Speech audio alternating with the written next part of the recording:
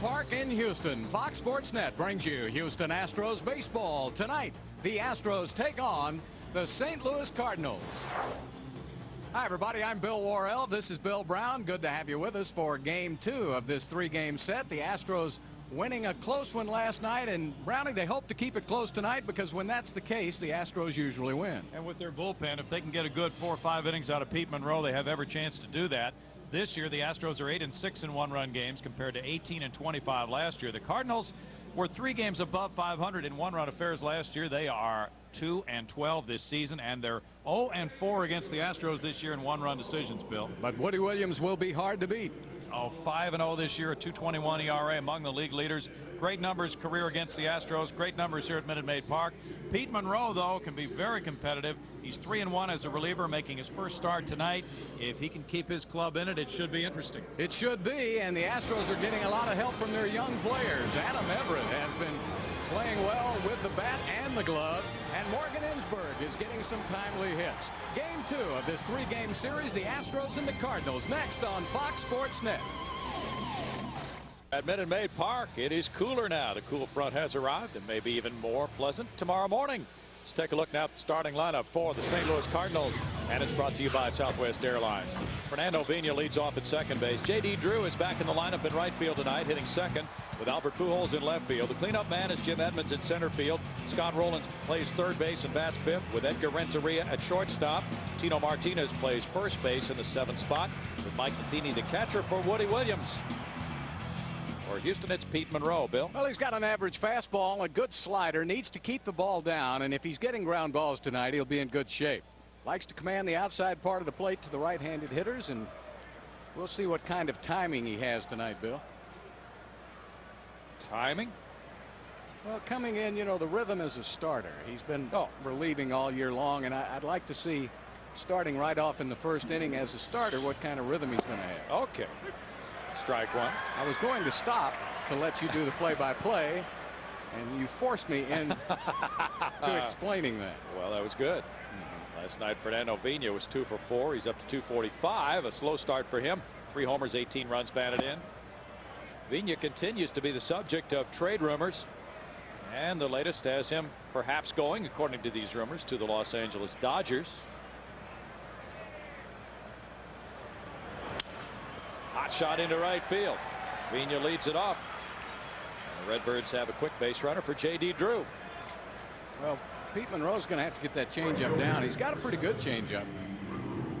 But when you get it up in the strike zone, the hitter can check on it and still hit it. You'll watch right here as he's able to get the head of the bat out on the ball because it stayed up for him. Vina has 3 steals and 6 tries. J.D. Drew at 281 has gone deep 3 times with 8 runs batted in. He was a pinch hitter last night and bulldozed Jeff Bagwell at first on a pop fly. This single goes into right field. Vina will go to second base, and the Cardinals come out swinging the bats. First and second, nobody out. Albert Pujols the batter. So right into the thick of the soup, Pete Monroe faces a man with 31 runs batted in, a .331 batting average, tied for 5th in the league. He homered last night off the train tracks, and he is leading the league in slugging percentage at .655. I think it's so amazing about this young guy is he hardly ever has a bad at bat. Every one is really a good at bat for him, and he hits for power. Monroe misses, and it's ball 1 in tight to Pujols. Cardinals have a top-notch lineup, 2nd in the league in total bases right now, and they are 3rd in runs scored. But things have not really clicked as well as Tony La Russa would have liked. They're just 1 game above 500 at 22-21.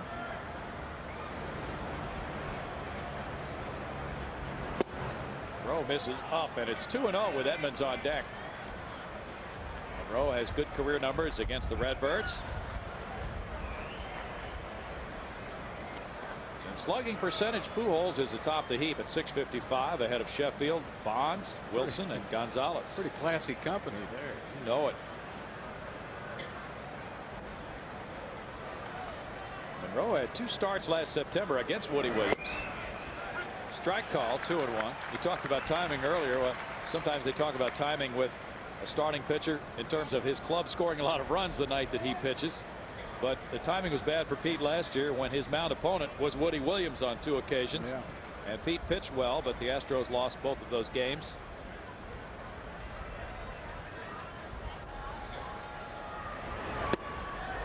It's 2-2 as Monroe lets it fly upstairs at 92 miles per hour. Tell you what, that's a couple of miles per hour faster than I've seen him throw this year, and I think it surprised Pujols. Well, I know it did because he's got tremendous bat speed. Couldn't catch up to that one. He did appear to be surprised by that location. Oh, what a good pitch. 3-2. Jeff Kellogg is the home plate umpire. Last night, by the way, we were wondering about why all the baseballs were thrown out of the game. The home plate umpire was Joe West. It was no gamesmanship on the part of the 2 managers. Kellogg, Miller, Emmel, and West on the crew. Joe West said both pitchers who started the game were expectorating, in other words, spitting on the ball in their hands and then applying it directly to the ball. Line drive right field, hit well. The doggo will watch it fly for a 3-run opposite field homer for Albert Pujols, number 13 of the year, and the Cardinals rip off a quick 3-0 lead. What a terrific hitter. We talked about it before, and unfortunately, when you're a good hitter and you guess with the pitcher, it's going to be trouble for the pitcher, and especially Monroe, who was trying to get the outside part of the plate. Pujols was looking for that, and he hit it hard the opposite way. How many hitters can hit the ball hard? I mean, that's a line shot. Yes. To the opposite field into about the 3rd row. He drilled it. 3-0 without an out, and Jim Edmonds looks at ball 1. Edmonds with a .300 batting average, 8 homers, 22 runs batted in. Had a big hit in the early going last night, a triple in the 2nd inning, going 1 for 4. Ground ball, Jeff Kent.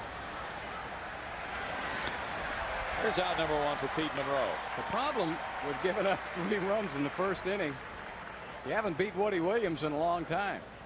Now he can walk out there with a 3-run cushion. That'll make him feel pretty good. You know it. Maybe we'll get him over confident. Scott Rowland with 35 runs batted in has a confident feeling with 9 homers and a .287 batting average. Hitless last night. 13-game hitting streak came to an end. He was hitting .400 during that streak. 1 ball, no strikes. 348 feet on the opposite field homer by Albert Pujols. Monroe catches the outside edge, and it's 1 ball, 1 strike. Pete subbing for the injured Roy Oswalt in the Astros starting rotation. Monroe gets a foul grounder. 1 ball and 2 strikes. Pete has made 21 relief appearances for the season. Those numbers we saw earlier, 3.95 ERA. 2/3 of an inning Saturday, his most recent outing. No hits, no runs allowed, 14 pitches.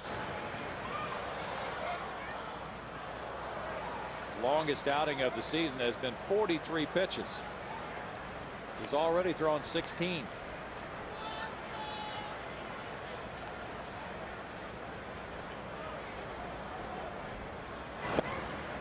Breaking ball misses, and it's 2 balls, 2 strikes. Pete in his major league career has 9 wins, 9 losses with a 4.67 ERA. As a starter, he's 5-7. It's 3 balls, 2 strikes to Rowland with Renteria waiting next. This is game 2 of a 3-game set. Then the Chicago Cubs are in over the weekend. Strike 3, and Rowland started for first base. That's out number 2. Well, he was trying to talk the umpire into ball 4, but it wasn't going to work. This is a great pitch here. See it work back into the outside part of the plate, and Osmus does a great job of framing it so that Jeff Kellogg gets a good look at it. Edgar Renteria pinch hit last night against Billy Wagner, made the final out of the game with the bases loaded. The Astros won it 3-2. There's ball 1 to Renteria, a .349 hitter with 5 homers, 31 RBIs. Second best batting average in the National League, belongs to this Colombian-born shortstop. It's 2 balls, no strikes. gets a lot of clutch hits, too. He's really maybe their best clutch performer. I'd have to put Pujols in that category, too. But this guy really tough to pitch to late in the game. Very difficult. Monroe misses, and it's 3-0. Billy Wagner said Renteria is the one guy he did not want to see up there in that situation last night. Renteria's hitting .349. Gary Sheffield's the leader, .355. 3-1. Well, for the Cardinals, the way Williams has pitched, with a 3-run lead already, they have to be feeling very good about the early stages of the evening. Shot goes on through into center field, and that's hit number 4 of the inning for the Redbirds. I see what Monroe's doing now. He's going to wear him out. He's throwing 24 pitches. The trouble with Pete is he's up with everything in the strike zone. Place where he cannot pitch.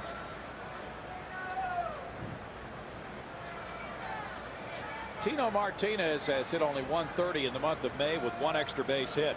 .259 for the season. 2 homers, 10 runs banded in for Tino. Dropped down to the number 7 spot in the lineup. 0 for 3 last night. It's a one-hopper to Bagwell.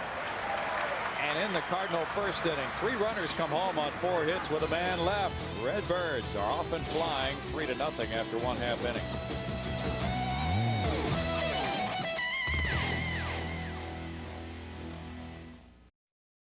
After the rough first inning for Pete Monroe, the Astros come up. Here's Jimmy Williams' starting lineup, brought to you by Southwest Airlines. Craig Biggio leads off in center field. It's Morgan Ensberg at third base. Jeff Bagwell at first base hits third, followed by the cleanup man Jeff Kent at second base. It's Lance Berkman in left field, Richard Hidalgo in right. Brad Ausmus is the catcher, batting 7th, followed by Adam Everett at shortstop. And Pete Monroe, the Houston pitcher, looking at Woody Williams. Bill. Woody with a good cut fastball, and he'll throw it up around 90 miles per hour and a good changeup. He's a terrific athlete, also a very good hitter. And he knows how to pitch in this ballpark. All 1 to Craig Biggio.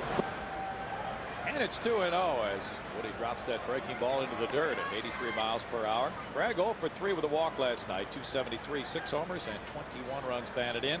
His 5-game hitting streak ended with that game last night.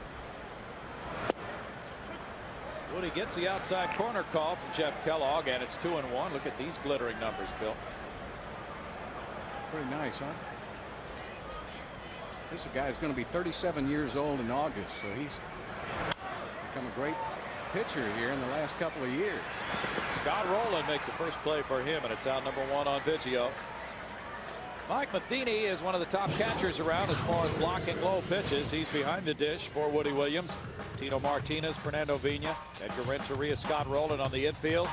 Albert Pujols in left field, Jim Edmonds in center, J.D. Drew in right. A lot of glittering Gold Glove players on this Cardinal defensive club tonight. Woody Williams gets a new baseball. Apparently the way the balls were rubbed up last night, they were very slick for both starting pitchers. Woody in 122 pitches defeated the Cubs with 8 innings of 9-hit, 4-run baseball on Friday, walking 3 and fanning 6. Morgan Ensberg looks at ball 1. At .296, he's gone deep 4 times with 13 driven in. 0 for 3 in last night's game, and he was hit by a pitch as well. Woody will live on that outside part of the plate, Bill. And what's interesting is Monroe did not get a lot of calls on the outside part of the plate, but Woody's already gotten a couple here in this game, so his ball must do something different. Now back by Ensberg. Jeff Blum continues to be in the hospital. He should be back in uniform, they say, tomorrow, rejoining the Astros after an overnight stay for viral meningitis. It's not contagious, but the headaches can be fierce, they say, with that. Strike, and it's 2 balls, 2 strikes on the breaking pitch from Woody.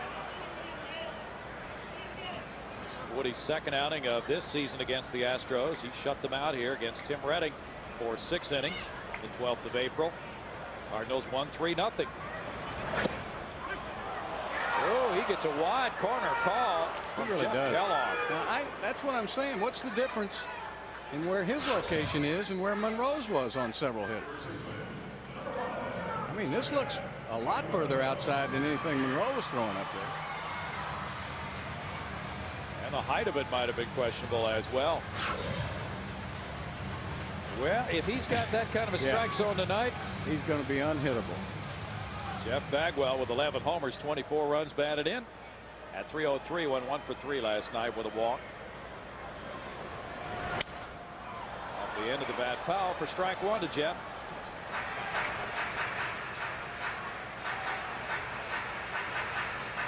The Astros have won 4 of 6 from St. Louis. Bagwell has hit in all 6 of those games, with 3 home runs off 3 different Cardinal pitchers. It's 1 ball and 1 strike. Woody has a 6-2 career record against Houston, 5-1 in this ballpark with a 2.47 ERA at Minute Maid.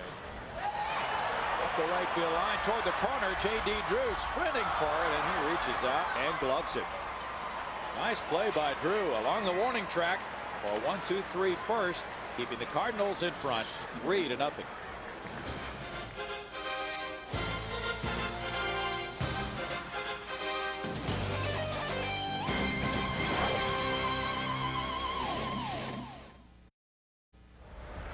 St. Louis 3, Houston nothing. Mike Matheny, the number 8 hitter, leads it off in the 2nd inning for the Redbirds. Matheny looks at strike 1.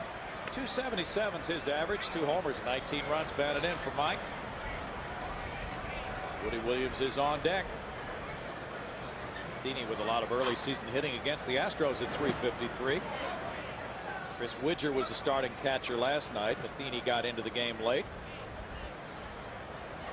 Widger's celebrating birthday number 32 tonight, by the way.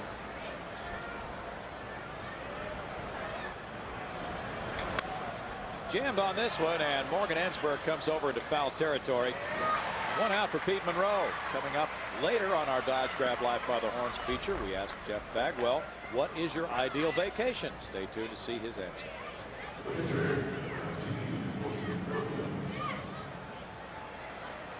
I bet I know. Something to do with golf, right? Right. Woody Williams is a hitter, 5 for 17 at 294. Don't take this guy for granted. He's ball 1. He's well established.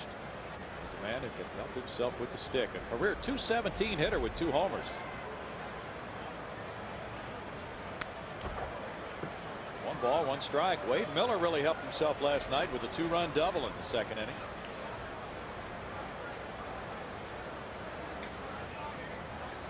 His numbers were very good on the mound as well. If you got a chance to see the pregame show with Greg's interview with Wade. 2 balls and 1 strike, and we were talking with Roy Oswald as well. He threw a bullpen today, and things are coming along fairly well for Roy. Ground ball in the hole for Adam Everett. 2 down. Summertime is here, and that means it's time to get your group together for an outing at Minute Maid Park. From youth sports teams to your church group, a family reunion, or a company outing, nothing like Houston Astros baseball. Groups of 20 or more can receive special pricing on selected dates. So go to Astros.com for information or call 1-800-ASTROS-2.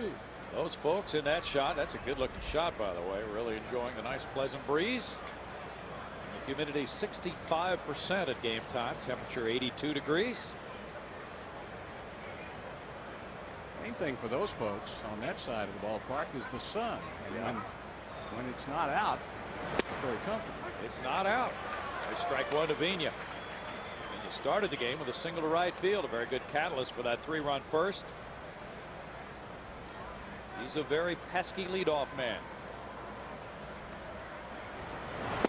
Not in terms of walks, because he only has 4 of those this year, but he just makes a pitcher battle, doesn't he, Bill? Yeah, he does. He's hard-nosed. He's a real gamer.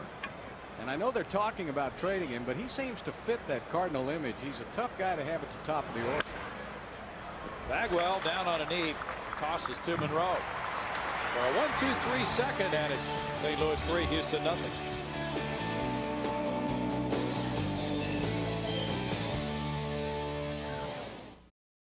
3-0 St. Louis. 5-4-3-2-1. The only show taking you inside the world of extreme sports every weeknight. Kip Williamson, Chad Towersey, and Leanne Tweeden bring you the entire world of extreme sports all in one place.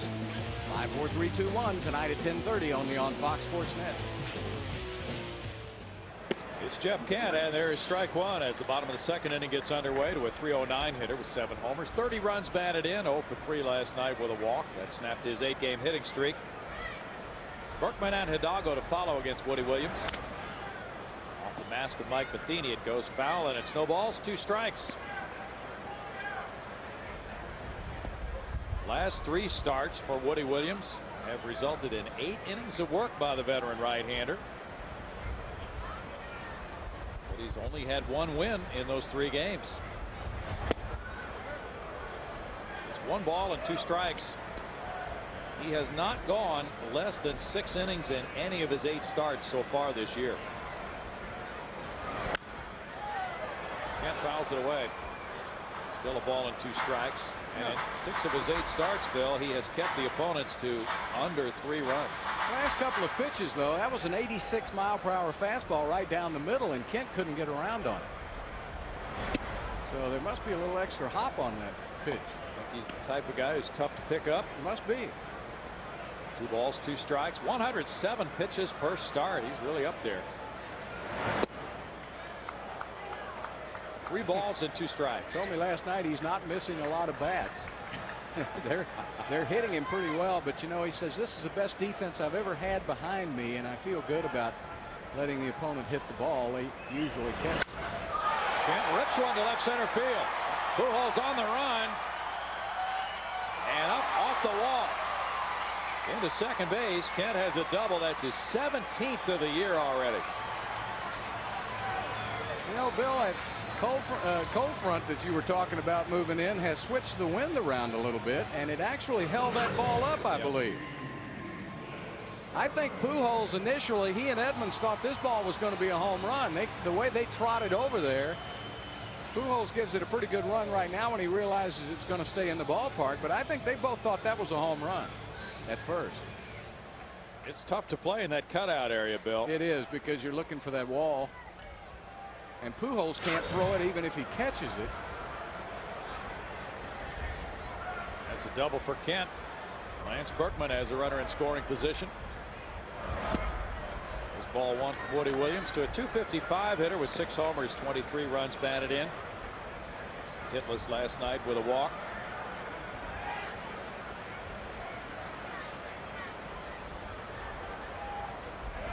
You keep that in mind tonight. Pujols playing with that injured shoulder, and they've told him they don't want him to throw the ball very hard. So if he's out there close to Edmonds, Edmonds will handle all the throws, and I'm sure the Astros will take liberties with him if the ball's hit to him.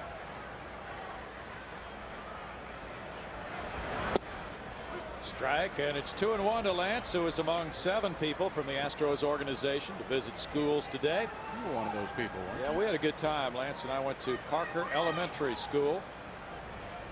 Oh, the kids were really anticipating that visit, and they did enjoy what he had to tell them. Did he swing? Yes. And it's 2 balls, 2 strikes. They had a lot of questions for Lance as a part of the Fielder's Choice program, and that's to talk with kids about making good choices during their summer. School is just about out in most areas.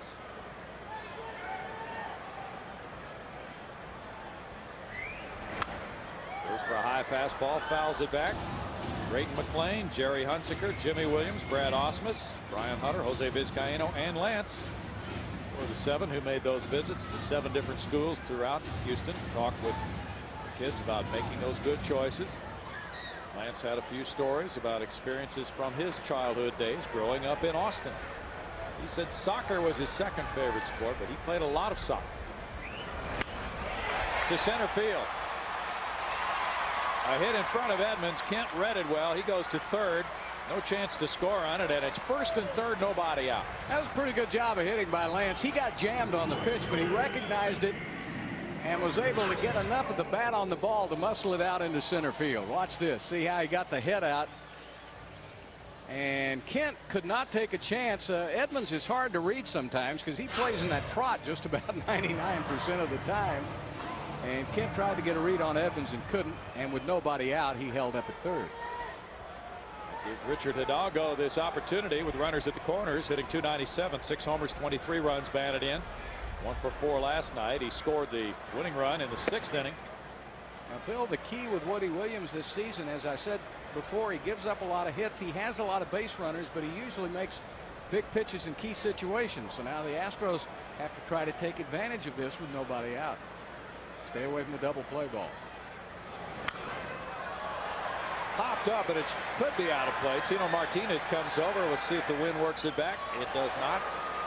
It's 1 ball, 1 strike. As you mentioned, the wind is coming from the north tonight. That's a bit of an unusual direction at 12 miles per hour. Probably will not help the hitters, but it might take some balls from fair to foul. I think it Kent had a home run. If any other night, if the roof is closed, or last night for that matter, Kent's ball is out of here. It's not as drastic as Wrigley Field when the wind blows in, but it did have an effect. There's the specialty of Mike Matheny, flopping on those pitches in the dirt, and he is tremendous at doing that. Actually, we've got 2 of the best at it. Yep. Ausmus has the gold glove. Brad is in the on-deck circle.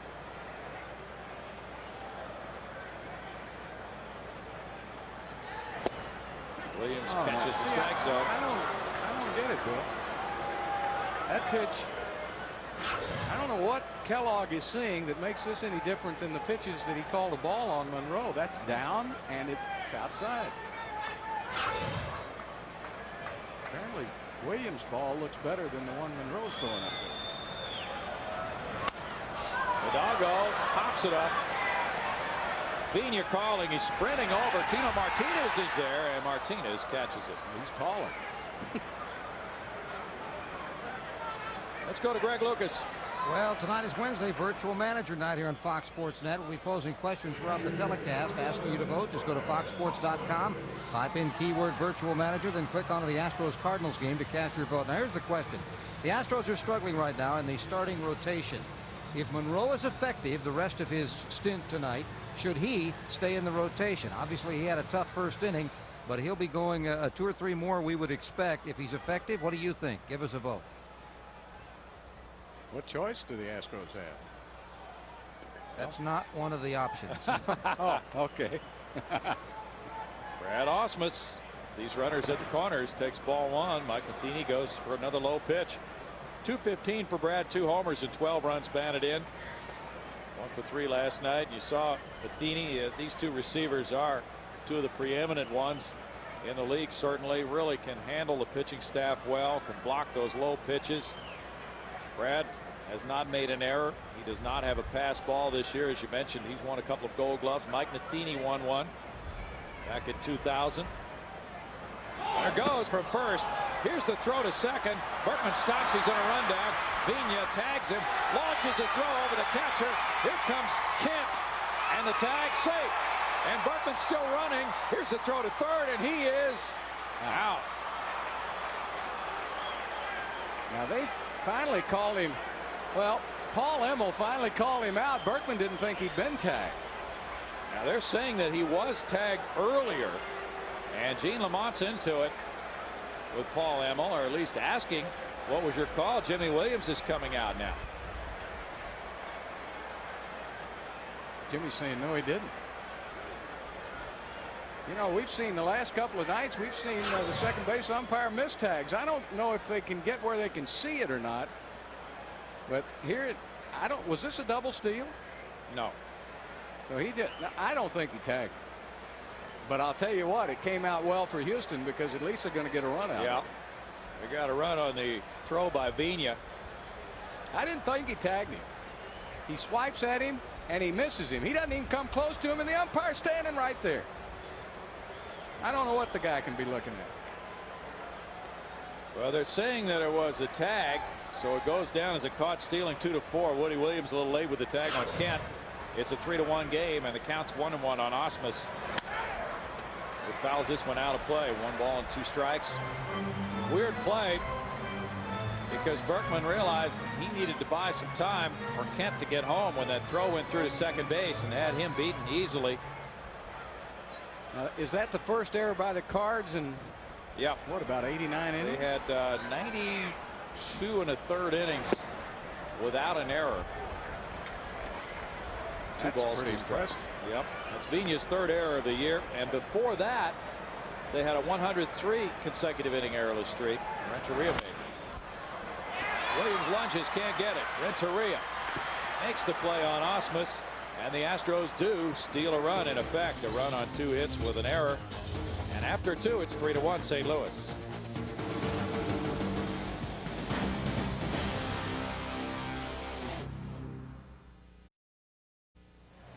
3-1. The Astros get one as we go to the top of the third. Tonight on the Southwest Sports Report, you'll see a wrap-up of our game against the Cards, a report from Game 2 of the NBA Western Conference Finals, and the latest on Annika Sorenstam from the Colonial. The Southwest Sports Report tonight after the game here on Fox Sports Net. Now 3-1 ball game. Pete Monroe has settled down some. He's retired 6 of the last 7 after giving up singles to Vigna and Drew and a 3-run homer to the opposite field to Pujols. So now that the Astros have scored and Pete is pitching better, the Astros hoping for a turnaround as it's Drew, Pujols, and Edmonds here in the 3rd inning. Drew to right center field. Loops one in for a hit, and he's 2 for 2. Well, Pete's going to have to get out of the middle of that plate, Bill, or it's going to be a short night for him, especially with these kind of hitters. Dave McKay, the first base coach, welcomes Drew for the 2nd time in this game. Pujols launched a 3-2 pitch to right field. Home run number 13 of the year. Now 34 runs batted in for Prince Albert. He's just scratching the surface, too. What is he, 23 years old? He claims to be 23. A lot of people would second guess that age or ask for verification. Oh! Hit by the pitch. 88-mile-per-hour fastball getting away from Pete Monroe for his 2nd hit batsman of the year.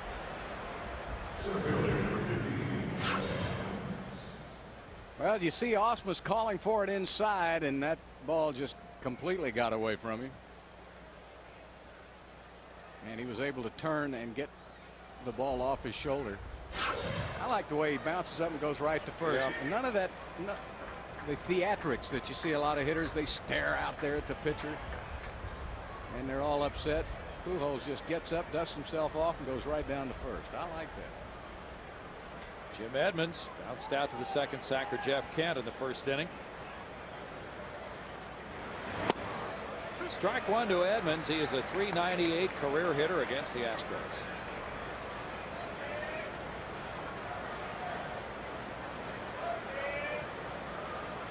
Edmonds is hitting .467 against Houston this year. Career numbers admitted made .412. 7 homers, 18 runs batted in 28 games. 1 ball and 1 strike. Cardinals are playing .500 ball in the month of May, 9-9. Had a 7-game winning streak in the beginning of the month. Starting pitching has been very sturdy, but the bullpen has let them down. Sometimes they don't hit. Monroe misses, and it's 2 balls and a strike. This is not one of those nights when they don't hit. Doesn't seem to be, does it?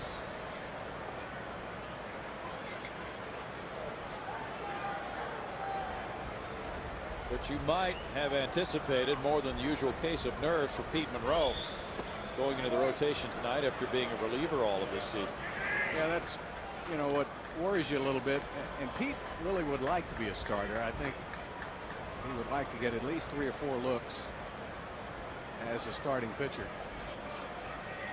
But it's a different, whole different set of feelings, and you have to get ready. You prepare a lot differently, of course, than when you come out of the bullpen. Laced into right field. The runner's held until it cleared Bagwell. It gets deep into right field, and J.D. Drew will come home to make it 4-1.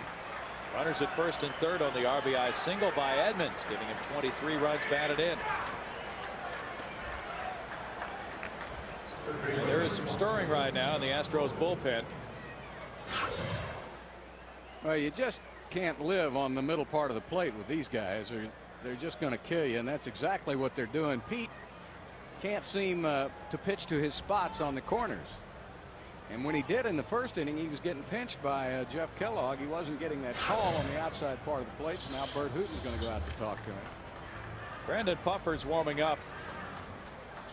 Arrested Kirk Saarloos is also available in that bullpen tonight. He was just recalled from New Orleans. And his last AAA start was on Friday night, so this would be 4 days rest if he pitched tonight's game. Puffer getting loose now, though. Tomorrow night, Jeremy Robertson gets the call against right-hander Brett Tomko. By the way, Larry Dierker's coming out tomorrow night to get Larry's Big Bamboo. He'll be down there during the game and a little bit before and after. Yeah, but he goes home a lot earlier than he used to. We can say that about a lot of our friends. You got that right. I tried to go down and meet him last time. He was already gone. Scott Rowland took a 3-2 pitch for strike 3 in the first. Rams this one foul. There's strike 1 on Rowland. What a tremendous player. He's almost like a Cal Ripken type shortstop playing third, isn't he, with his range? You know who he reminds me of? Who? Kenny Boyer. Yeah. Of course, I got to watch Kenny Boyer. He started his career here in Houston with the Houston Buffs before he went up to the Cardinals, and he was one of my favorite players. Just a guy that was a great clutch hitter and had one of the great arms at third base. Well, as you saw, Scott Rowland, who hasn't been a Cardinal very long, has the highest slugging percentage all time among Cardinal third basemen. Kenny Boyer certainly up there on that list. 2 balls and a strike. Now he's getting. That's the call that Woody Williams was getting. 2-2 to Scott Rowland. He's hitting .389 with runners in scoring position. Beautiful night in Houston. The homestand continues through Sunday afternoon with the Chicago Cubs. Rolls it foul. Cubs were rained out yesterday. Tonight they are trailing at Pittsburgh 5-0 after 6.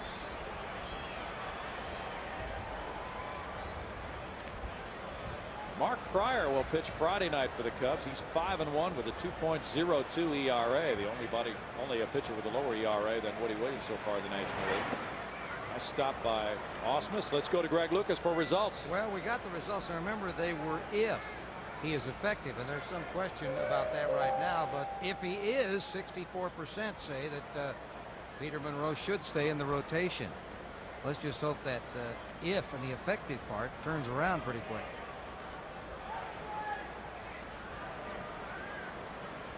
Fake to third. Well, if he's not effective, Greg, then will that be your next question? I mean, who would you put in that rotation? Might be interesting to see what the fans would think. It would not be official, of course. Well, Kirk Saarloos would be another option. He's had a couple of starts for the Astros this year. He's in the bullpen now. Well, we're going to have another one later, so that could turn out to be the one. Who knows? It probably will be Pete Monroe next time around. And hopefully Roy Oswalt can come back at the end of the month when the Astros are in Chicago after being on the DL for 15 days. Yeah, he's really, Pete just has lost all command now and all confidence. Tried to overthrow that pitch. And when you get out of your rhythm, see, that's what I was talking about, the tempo and the rhythm of becoming a starter. When you don't have that, you're really in a jam. And here comes Jimmy. He's seen enough. And I think this is probably a wise decision. If you're going to start him again, you don't want his confidence to take a beating here tonight. Go ahead and get him out of there and try to stay in. You're down by only 3 runs. St. Louis 4, Houston 1 in the third. We'll be right back.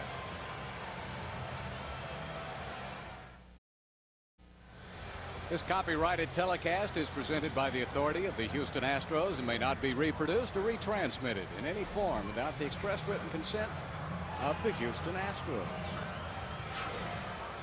Brandon Puffer comes in, and there's a fire to be put out. Bases loaded, nobody out. He has no decisions with a 3.77 ERA, Bill. Well, Puffer's back in there now, bounced around last season. Still got into 55 games last year, and he's looked a little better the second time up this season. The thing that Puffer's got to do now is try to get out of this with a minimal damage and see if he can pitch a couple of more innings, and he's done that a couple of times this year, hasn't he? He's a Inherited 5 runners. He is stranded 4 of the 5. Edgar Renteria is the batter.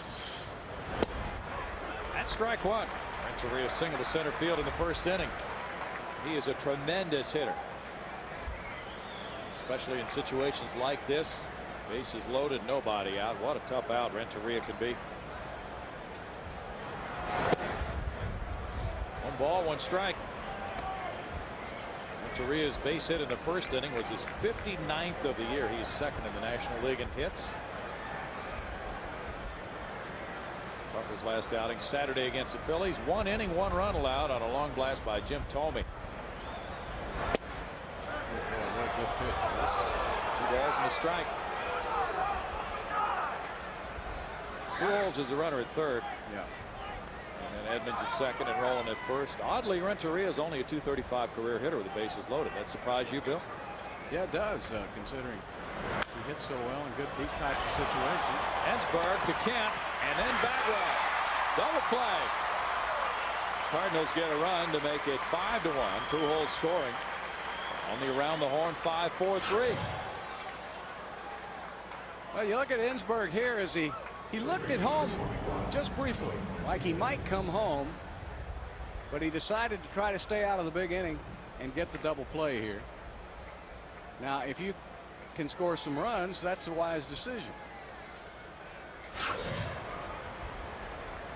Now with the runner at third, Jim Edmonds, it's Tino Martinez. He grounded to Jeff Bagwell in the first inning. Ball 1 to Martinez. Yeah, even though that does allow that run to score to make it 5-1, it gets 2 outs in the inning, helps clean it up, and now they put him on. Martinez will get the intentional pass to work to Matheny, so it gives Puffer a little more working room. Well, and plus, Brandon still suffers a little bit pitching to left-handed hitters. They really hit him pretty well. They see him a lot better than right-handers do, and although Martinez is really in a slump this month, still want to take the percentages and pitch to Matheny. And Brandon struggled some against left-handed hitters, so this will match him with the right-handed hitting Matheny, who fouled out third in the second inning. Let's take a look at tonight's Corona Extra Miles Away from Ordinary Players, and it's Brad Ausmus and Mike Matheny we talked about earlier. The only National League catchers who haven't made an error or been charged with a pass ball this season. That's pretty good. A lot of games caught, many innings, many pitches so far. Matheny, the batter, with 2 outs and 2 men on the corners. The breaking pitch is wide, ball 1, with pitcher Woody Williams on deck. Ray Childress and his wife down behind home plate tonight.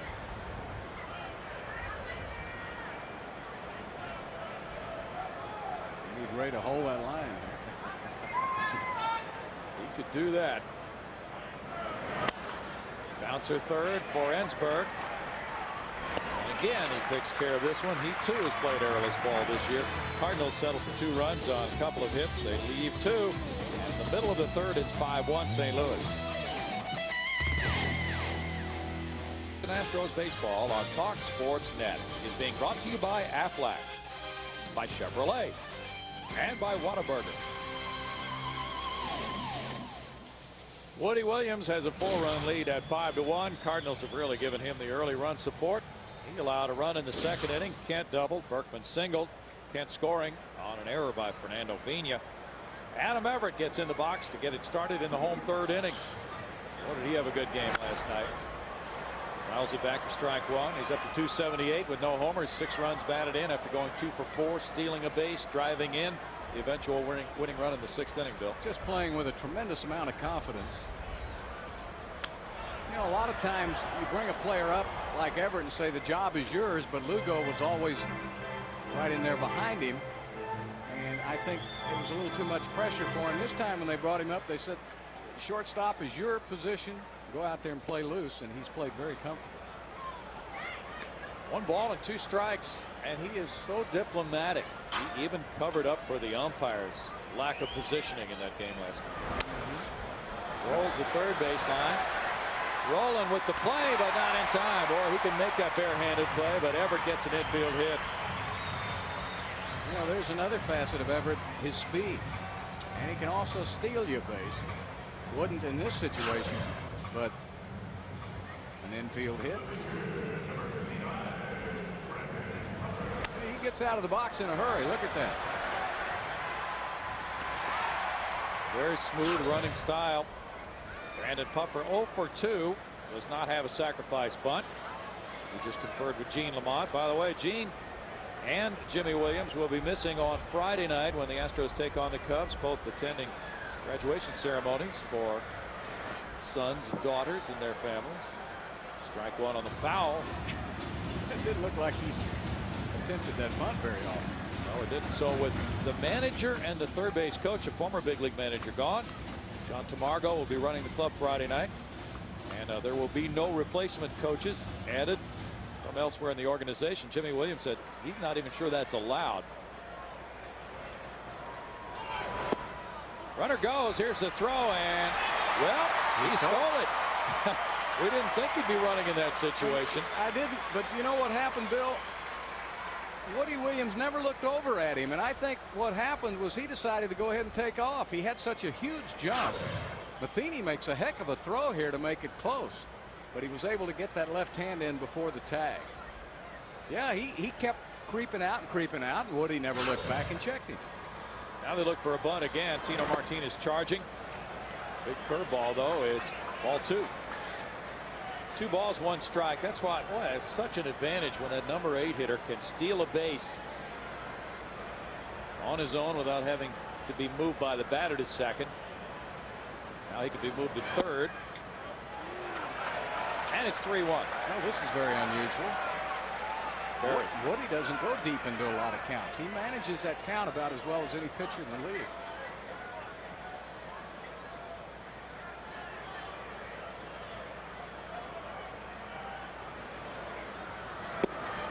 Ready to square around again like you're going to bunt. That seemed to bother him. Yeah. 3-2 now.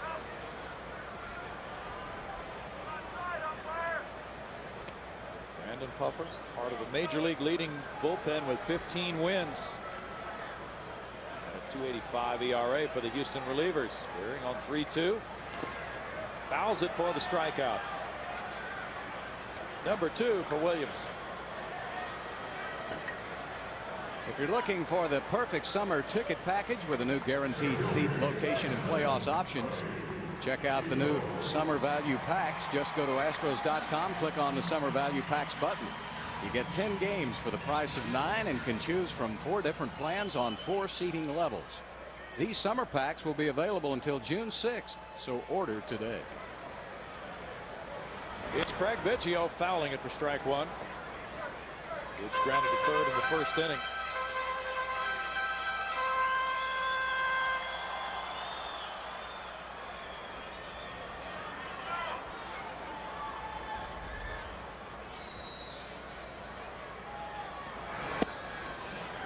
Comes inside. 1 ball, 1 strike. He has a lot of family and friends, of course, here tonight.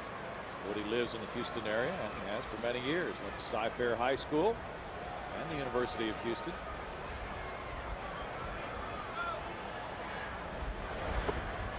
There's another good stop by Matheny. 2 balls and a strike. Woody was a terrific athlete at the U of H. He was a good shortstop. In fact, made the all-region team. Hit 11 home runs in his 2 years at Houston. 36. He'll turn 37 August 19th. Last year he was 9-4 with a 2.53 earned run average in 17 starts. Renteria throws out Biggio. Everett to third, 2 down for Ensberg.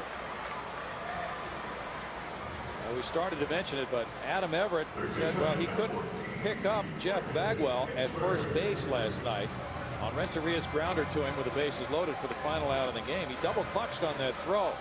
So that was diplomatic, because the reason he couldn't pick up Bagwell is his second base umpire was standing right in his line. Bill Miller was right between the shortstop. You know, it was tough enough because Pujols was standing in front of Everett to try to shield him from the ground ball, and then the umpire was shielding him from first. Yeah, he got it done. Ensberg takes it. It's ball 1 to Morgan. Forward to seeing a healthier Jeff Blum at the ballpark tomorrow night.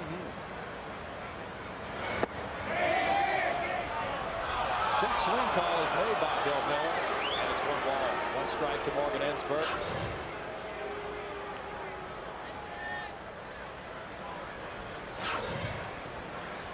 Morgan's been starting more often lately against right-handed pitchers.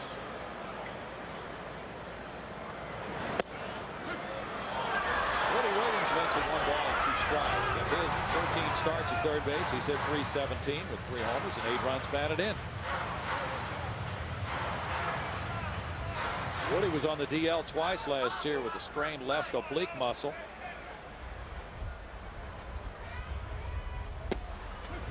Strike 3 ends the 3rd inning, and it's no runs ahead. A runner stranded at 3rd. It's St. Louis 5, Houston 1 after 3.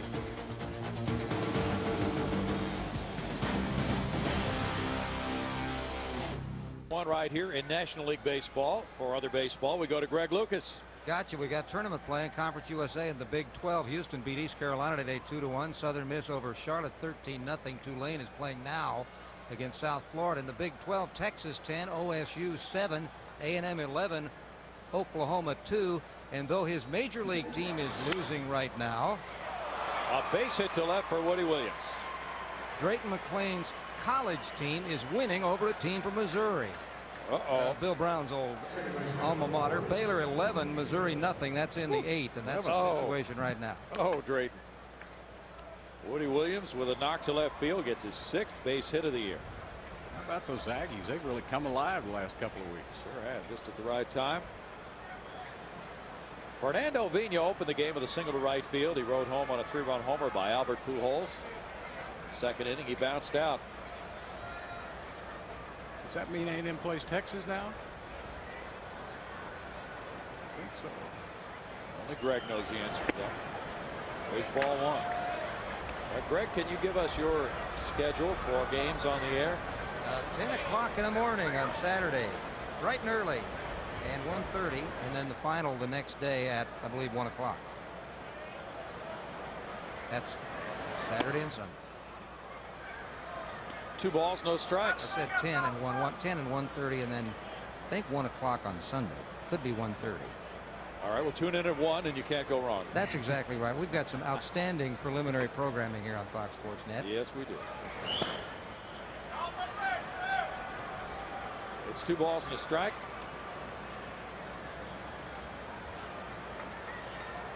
Brandon Puffer in long relief came in with the bases loaded. There's nobody out. 1 run scored on a double play. So the final numbers on Pete Monroe were 2 innings, 6 hits, 5 runs allowed, 1 walk, 1 strikeout, 1 hit batsman, 50 pitches thrown, 27 strikes.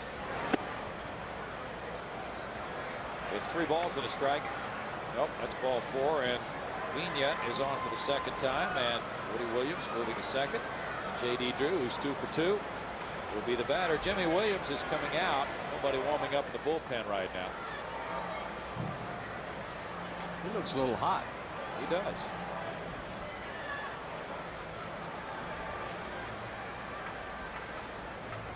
Might not have liked that walk a whole lot, for one thing. Well, the inning has started, of course, in the worst conceivable way. The pitcher leading off with a hit, then a walk to leadoff man. And the idea is that Brandon Puffer has to stay in this game for a while, keep the load off the other relievers. And now you got Pujols, Edmonds, and Rowland, and Renteria looking you in the face. I think the strategy for Puffer was to let Williams get on base and wear him out. Oh, okay. Maybe that'll work. Other tactics have failed in the past. I'm for anything. Yeah. Let's get this thing moving here. J.D. Drew, as we were talking last night, on a slow go schedule because of that right knee coming back from surgery. There's ball 1. He's playing well when he does play, but not ready yet to grind it out every day. It was a pretty tough operation he had on the right knee. Required more time. He was not ready to open the season. Everybody else was.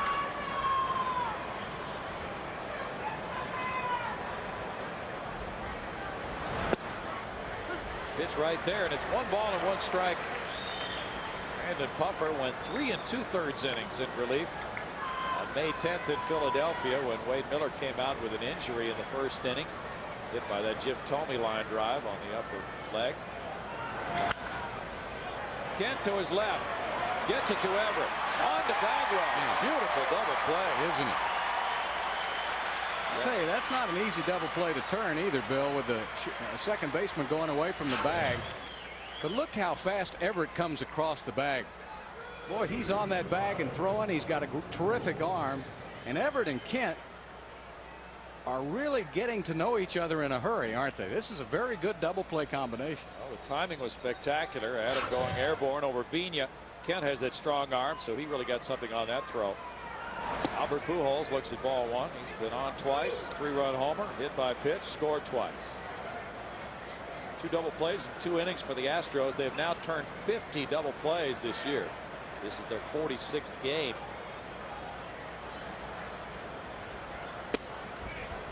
Two balls, no strikes. Usually, if you look at the double play leaders, they're the teams that are the worst because they have so many men on base. That's right. It doesn't necessarily tell you who is best at turning double play when the opportunity arises. It's like in the NBA, the best offensive rebounding teams are the worst shooting teams. Right. There's a lot of rebounds to be had. 2 balls and a strike, but nonetheless, it's been a marked improvement for the Astros in turning double plays these last 3 weeks. A hot shot is fair. It kicks back toward the left fielder Berkman as the run scores. And that'll be a sharp single for Pujols. His 4th RBI of the game. Makes it 6-1 St. Louis. Well, Cardinals get a runner in scoring position. They at least get 1 run out of it. They come up with a clutch hit. The Astros couldn't do it the last couple of innings. This Pujols is a hitting machine. Oh, he is a phenomenal player, isn't he? Jim Edmonds drove in a run with a single to right field in the 3rd. He's 1 for 2. Bob Rowland on deck. You know, we talk about the pitching, Bill, and it is a concern, the starting pitching for Houston, but I'm a little concerned with the lack of hitting by the Astros. They're still getting some wins, but if it wasn't for Wade Miller last night and Everett at the bottom of that lineup, the Astros don't score, they don't win that game. So I'm really about ready for the middle of this Astros lineup to start hitting. They're going to have to win the division. Changeup makes it 0-2. Yeah, they just haven't gotten it together at the same time. Yeah.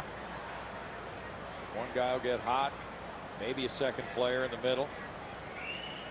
But they really haven't clicked yet the way a lot of people thought they would. There's still about 3/4 of the season to go.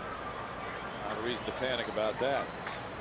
1 and 2. The players really seem to agree with the idea that the Astros haven't clicked offensively, but none seems to be worried about it at this point. Okay, then I won't worry about it. All right. Kick back, Bill. Enjoy the year. Okay, I'm kicking back. Strike 3 as Edmonds takes it. My new attitude already pays off. A laid-back Bill Worrell watches Brandon Buffer strike out Edmonds. It's 1 run, 2 hits, and a man left, and 6-1 Redbird. Cardinals off to a good start, 6-1, bottom of the 4th inning. Let's take a look at tonight's Aflac trivia question. Here comes Ben. Who was the last Cardinals player to lead the National League in batting average and RBI and win the National League MVP all in the same season? Ooh. Is that ever a great question? I'll throw out Joe. See, you must have the answer. No, I'm just kidding. Vina throws out Bagwell. Well, I'll throw out Stan Musial. I was going to go for him. All right, I'll go for Rogers Hornsby. That was before the MVP, though, so that'll never work. I think it's Musial. Greg, you better rethink It might your be. answer. Might be. Well, you're an old Cardinal. You grew up as a Cardinal guy. You should know all this stuff. Well, yeah, we should all know a lot more than we do. Torrey won a batting title. Yes. I don't know if he won the other stuff the same year. Well, I thought he won the MVP, but I don't know if he won the RBI. I don't think so. Oh, Jeff Kent's hit by the pitch from Woody Williams. Well, that may be payback. For what? Well, they hit Pujols. And there was nobody on. There was already 1 out. And I'm just guessing that Williams is taken up for Pujols right here. I think that's payback. Because you know Woody Williams has terrific control, Bill. Yeah. There's no way that ball is going to hit you in the butt. No. No, that's payback. And Kent knows it. Come on, Woody. Looks like a warning may have gone out. Jeff Kellogg did point over toward the Cardinal bench. Don't know if that is construed as a warning for both clubs or not. It didn't look that emphatic, though. Lance Berkman got to hit his first Let me time. tell you how important that is. Right now, the best feeling guy in the ballpark is out in left field. Albert Pujols says, "Attaboy, Woody. Take care of me and the rest of the Cardinals." Now, I don't think that they intentionally hit Pujols. That pitch got away. But that's just a way of saying, I'm taking care of my guys. Okay. Well, at this point, if you want to put an Astro on base, they'll probably accept that, trailing 6-1. Well, after he got the first out, see, that's why I think that was the perfect guy to pick on. And really, that's a compliment to Kent, because what he's saying is, you threw at our best hitter, I'm going to throw at your best hitter. Kent didn't seem to follow that logic. They never do. No. He knows what's up there. Kent's going. Here's the throw. He stole the base. So, okay, you're going to hit me? I'll try to hurt you a little bit with my legs. Woody really didn't pay any attention to him again.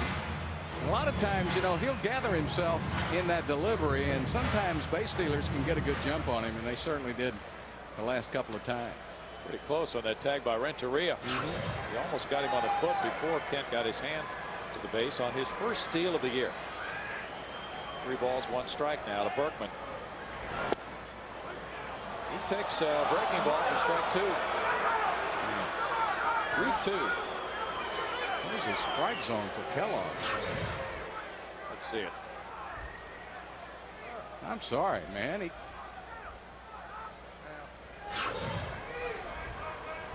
3 balls, 2 strikes. Lance stepping away. Well, we were asking Brad Ausmus about some calls last night of the 9th inning. We felt that Billy Wagner was throwing more strikes than were called. He said no, calls were good last night. So sometimes we get deceived from our camera angle. That's ball 4.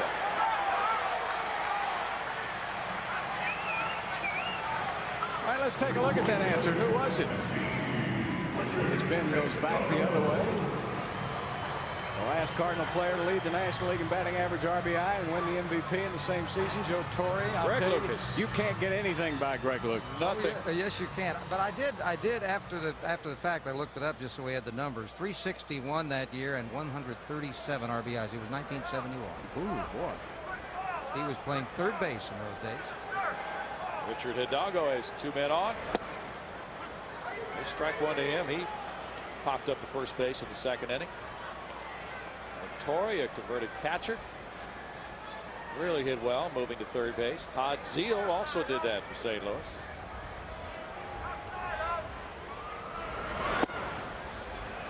One ball, 1 strike. Apparently, the new mayor of New York, Michael Bloomberg, introduced Joe Torre at a recent function. Evidently, Mr. Bloomberg is not much of a baseball fan. He introduced him as Joe Torres. Oh, no, he didn't. He did. No, he didn't. It was in Sports Weekly, so. He won't be elected mayor again.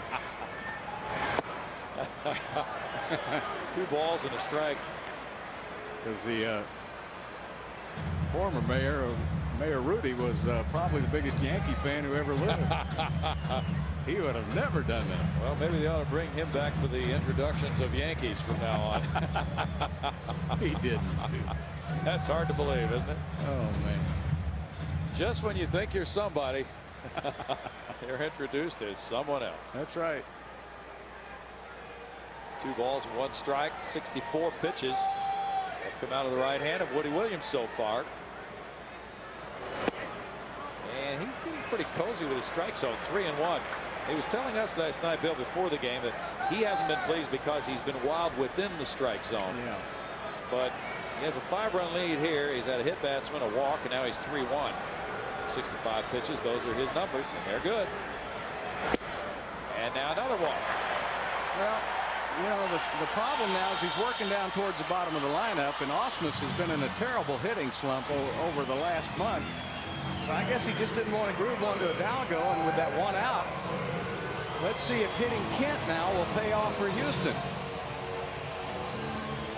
Ausmus grounded out in the second inning. Well, this is not to suggest that Woody Williams hasn't done that sort of thing before. He's certainly been around, certainly very heady, but sometimes when a pitcher has to take care of business, like hit somebody on the other club, it can take him out of his game a little bit. Well, all he's got to do now is make one pitch, get a double play ball, and he's out of it. Let's see if Ausmus can battle. Ausmus has grounded into 3 double plays this year.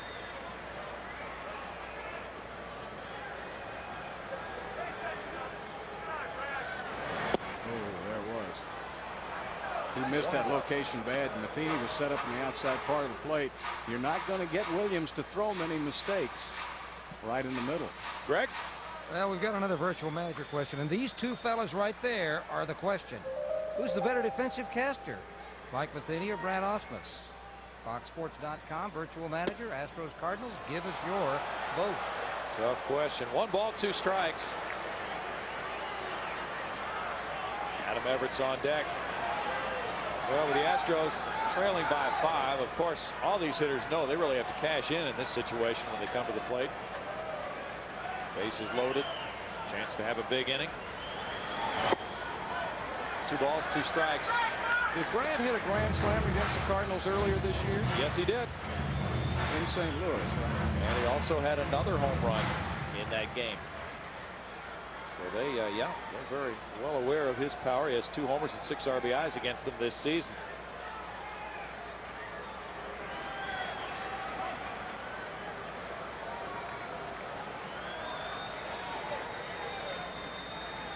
Grand slam off Brett Tomko. Bangs that one foul. Still 2 balls, 2 strikes. Tomko will be on the hill tomorrow night with an ERA of 3.88 and a 2-2 record against Jeremy Robertson at 7:05 tomorrow night here at Minute Maid Park. That was Brad's 2nd career grand slam. April 4th. Yes.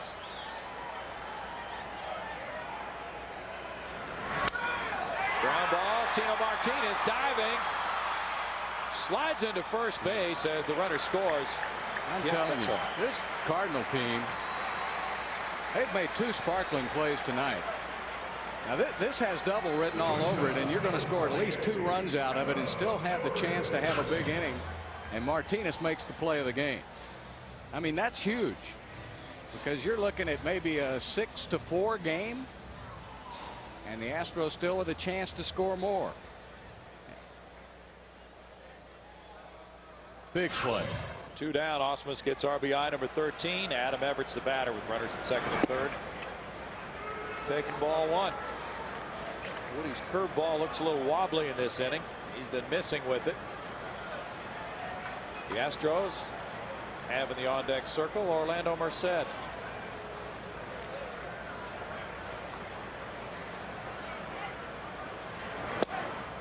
Woody's fastball evens the count at 1 ball, 1 strike. There is action in the Houston bullpen.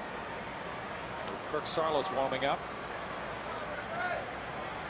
Well, you're hoping Everett can get a hit here and keep the inning going. Pinch hit for Puffer. 1 ball, 2 strikes. The Astros for 32 consecutive games have used at least 3 pitchers in the game. Well, you tell me defense, being a good defensive team doesn't save you. Woody Williams be the first to tell us tonight that play right there by Martinez may have kept him in the game. You know it.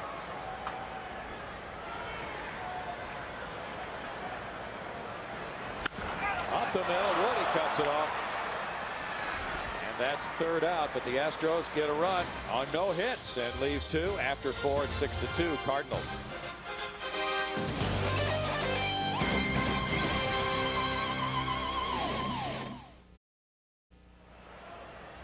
Beautiful look at downtown from Minute Maid Park. The Cardinals lead at 6-2. They've out hit the Astros 8-3. Brandon Pumper works to Scott Rowland. And the breaking pitch is ball 1 as the 5th inning gets underway. Rowland was caught looking in the 1st. He walked in the 3rd. Renteria and Martinez will follow him to the dish. The throw's behind Rowland. And it's 2-0. Well, is this a pitch out? That was a pitch in. Way. It was so in, it was out. Yeah. He didn't even have time to. Roland didn't have time to react. Now there's a little conversation there around home plate. I think Ausmus is trying to convince Roland that that wasn't thrown. Yeah, I think Roland had something to say to Ausmus about it, and they're conversing. 3 balls and no strikes. There is the potential for a very good rivalry again this season between these two clubs, shall we say. It's been there for a few years. You know, what's so dangerous about that is most hitters will fall back away from the plate when they see a ball headed towards them. If you throw it behind a guy, that's when you can really hurt him. Yes. Hey, critics are calling the best sports show period a hybrid of sports news and sports bar banter. Tonight's guest list includes Dodgers catcher Paul LaDuca and Robert Johnson, the owner of the new NBA franchise in Charlotte. The best sports show period tonight at 11, only on Fox Sports Net. Edgar Renteria has singled and grounded into a double play. There's ball 1. He shows bunts. Puffer struggling trying to hit that inside corner. Sarlos continues to throw in the bullpen. Puffer due to lead off the bottom of the inning. Obviously Jimmy Williams wants one more inning out of this right-hander. It's 2 balls, no strikes. Brad Ausmus out to the mound. Looks like he's really overthrowing. That was a slider that it just came out of his hand and didn't do much of anything. Just had a little spin on it. Now Bert Hooton's going to come out.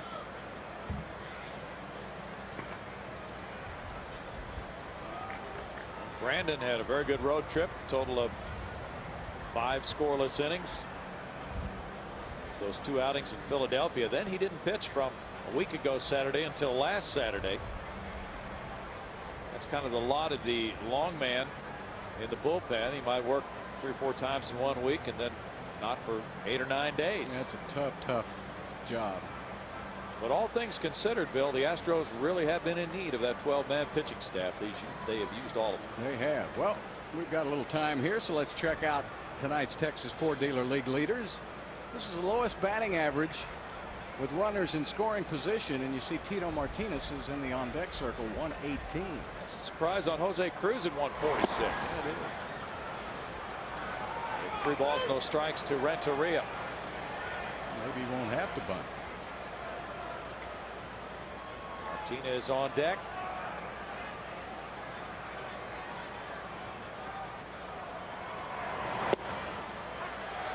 Three and 1 to count. In a situation like this, the Astros down by 4. They certainly don't want to run through the entire bullpen.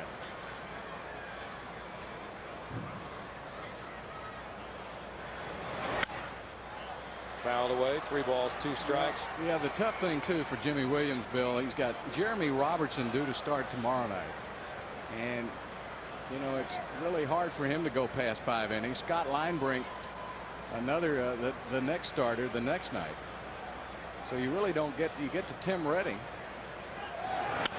Runner goes, and it's looped into shallow center field for a hit. There goes Roland sprinting to third, and it's 1st and 3rd for the Redbirds. Renteria is 2 for 3. Roland really runs the bases hard, doesn't he? Yeah, he does. This is a good team, and they're playing add-on now. That's 9 hits already by the Cardinals. Martinez grounded out in the 1st. He took an intentional walk in the 3rd inning.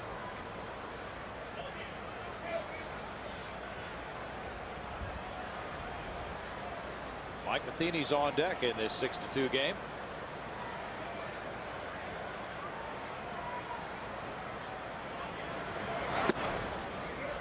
Ball 1 to Tino, who signed a 3-year contract as a free agent prior to last season. He did not enjoy a good year last year. Driving in 75 runs with a .262 average, 21 homers. It's 1-1. He has played in 95 career postseason games.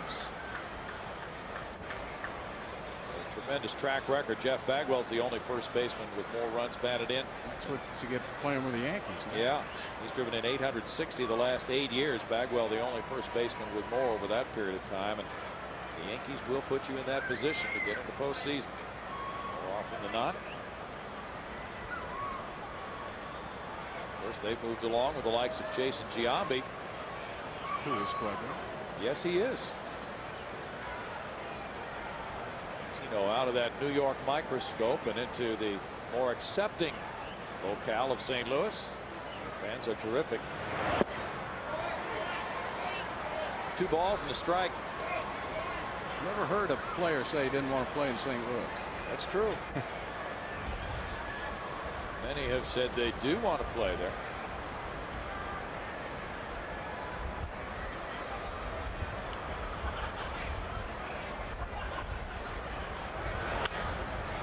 Back. Well, Mark McGuire enjoyed the atmosphere so much, and then Jim Edmonds. So Tino's had a chance to join in that experience.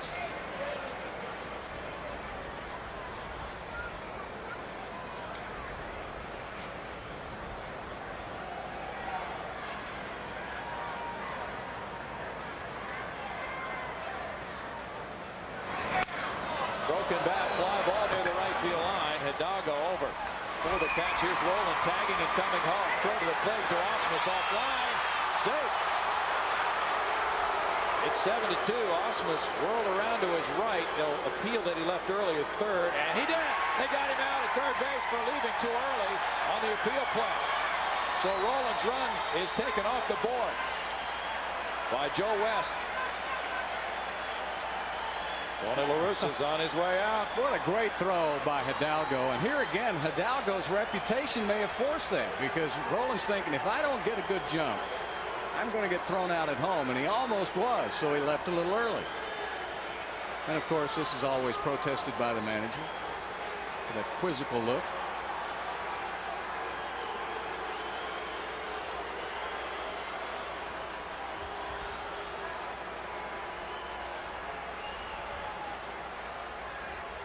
Joe's saying, what do you want me to do, Tony? I saw it. All right, let's go in sync. Yeah, he left way early. Way early. Oh, he left 5 feet early. And he'd have been out if he hadn't. It makes me wonder if the tape machines were really in sync, because that wasn't anywhere close. That's almost too much. Yeah. So we might want to check that. And we're rechecking that. It's a double play from 9 to 2 to 5, and that gives Richard Hidalgo his 6th outfield assist of the year. Mike Matheny's the batter. He's 0 for 2. You know, if he left that early, it was almost a bang-bang play at home. Yeah. That's how good an arm Richard has. That's why I really wonder about that timing. That's a nice feature, though, to be able to view those 2 shots simultaneously. We have some quick hands in that truck. Yes. Strike one. Well, the third base umpire watches for that. Obviously, that is his primary responsibility on that play. Well, he had an easy. If that really, if that was really the way it looked, he had an easy call there. Runner goes, and it's popped up. Bagwell and Ausmus giving chase behind the Astros dugout. No balls, 2 strikes. You know, the way the ball was hit by Tino, though, it didn't look as if it would carry as far as it actually did. It was a broken bat. Yeah, he was carrying the handle of the bat. And Richard got over in good shape.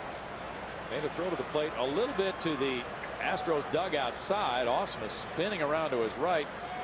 It was a close play. Well, Richard told me the other day, he says, throwing to the bases is fun, but they're not running on me anymore. You know, I think that reputation precedes him. Pitch is ball 1. Lefty Nate Bland is now tossing in the Astros bullpen.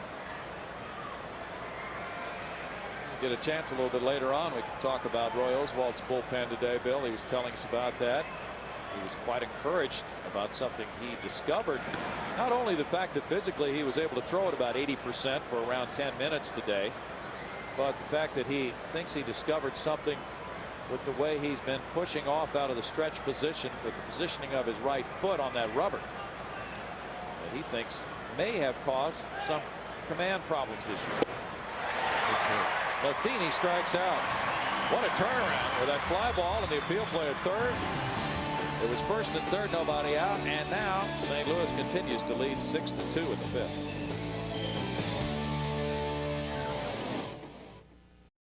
St. Louis 6, Houston 2. We now have revised our synchronization of the tape machines, and here's the look at Roland tagging and Richard Hidalgo throwing to the plate. And the Cardinals may have a beat. Yeah, they might. Brian Hunter yanks one out of play with strike one into the upper deck as he bats Brandon Puffer. Hunter comes up trying to be that leadoff man here in the home fifth inning, hitting .222 with 3 runs batted in. He's had 36 at bats. He's done very well pinch hitting. 1 ball, 1 strike to B. Hunt as a pinch hitter, 4 for 12 with an RBI.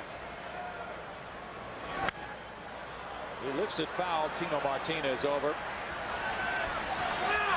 Woody Williams has out number 1 in the fifth inning.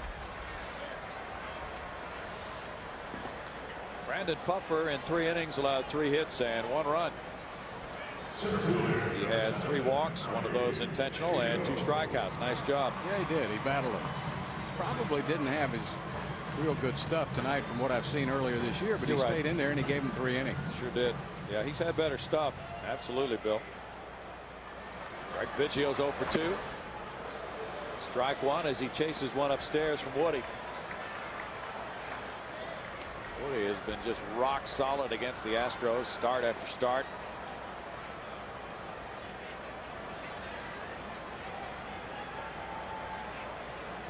The only thing that seems to slow him down is injury problems. Yeah. A looping fly ball to Jim Edmonds on the humpback liner for out number 2. The thing that fools you about Woody is he always looks like he's 1 pitch away from your getting to him. You know, he looks like he struggled tonight. It looked like the Astros with a hit here and there could be right in this ball game, but he gets the outs, and that's the sign of a true competitor. He'll really battle you. Morgan Ensberg has been caught looking twice. Ball 1 to Ensberg. The only time the Astros have ever hit Woody hard was here in 2001.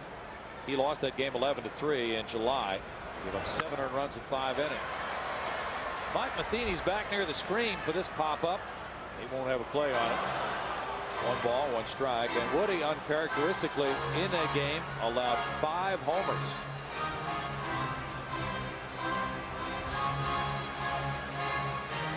He's left a couple of games with injuries, though. Those both came last year.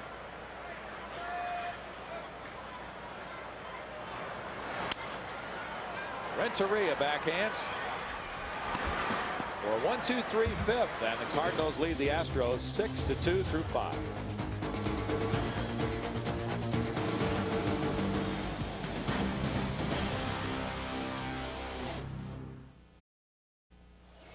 It's St. Louis 6 and Houston 2. What's on tap with the Astros is brought to you by Bud Light. Here's what lies ahead. Tomorrow night on Fox Sports Net at 7 o'clock, it's Brett Tomko and Jeremy Robertson. The Cubs are in over the weekend. Friday night, we have a 7 o'clock telecast here on Fox Sports Net. Mark Pryor, the league's ERA leader, goes that night against Scott Linebrink. Saturday, it's a KNWS and Astros TV network game at 6 o'clock Saturday night. Sean Estes and Tim Redding. Sunday, a 1:05 start. Once again, we're on the Astros network for that game.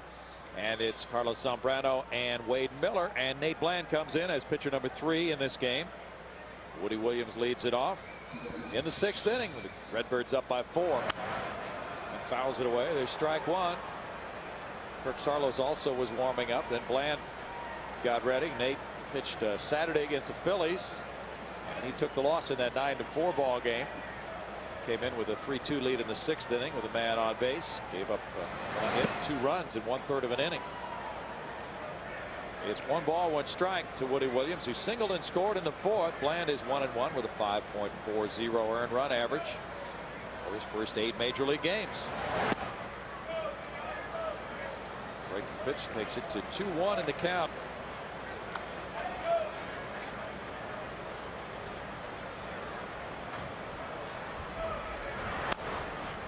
Woody fouls it on the ground, and it's 2 balls, 2 strikes. Scott Linebrink started that game against the Phillies on Saturday. He'll get his next chance for his first major league win against the very tough Mark Pryor Friday night. Linebrink 0-1 with a respectable ERA of 3.71. Pryor's ERA is 2.02. Yeah, he's got some terrific stuff, doesn't he? Oh, fantastic. Big imposing guy. Gary Wood, though, did not have such good stuff tonight. The Cubs lost at Pittsburgh 5-2. And Wood was the loser and gave up 2 homers, 1 to Jack Wilson and 1 to Brian Giles. Wood allowed 5 earned runs in 5 1/3 innings. Jeff D'Amico beat him. D'Amico squared his record at 4-4. D'Amico's been pitching pretty well lately. He certainly did against the Astros. Now his ERA now is 3.33. Mike Williams got his 13th save. And the Bucks won it 5-2, knocking off the first place club. Maybe Lloyd McClendon's prediction is right. They'll be in the race in a month. 3 balls and 2 strikes. That's what he said after they beat the Astros. I know what he said. You are not a believer, Bill. No, I'm not.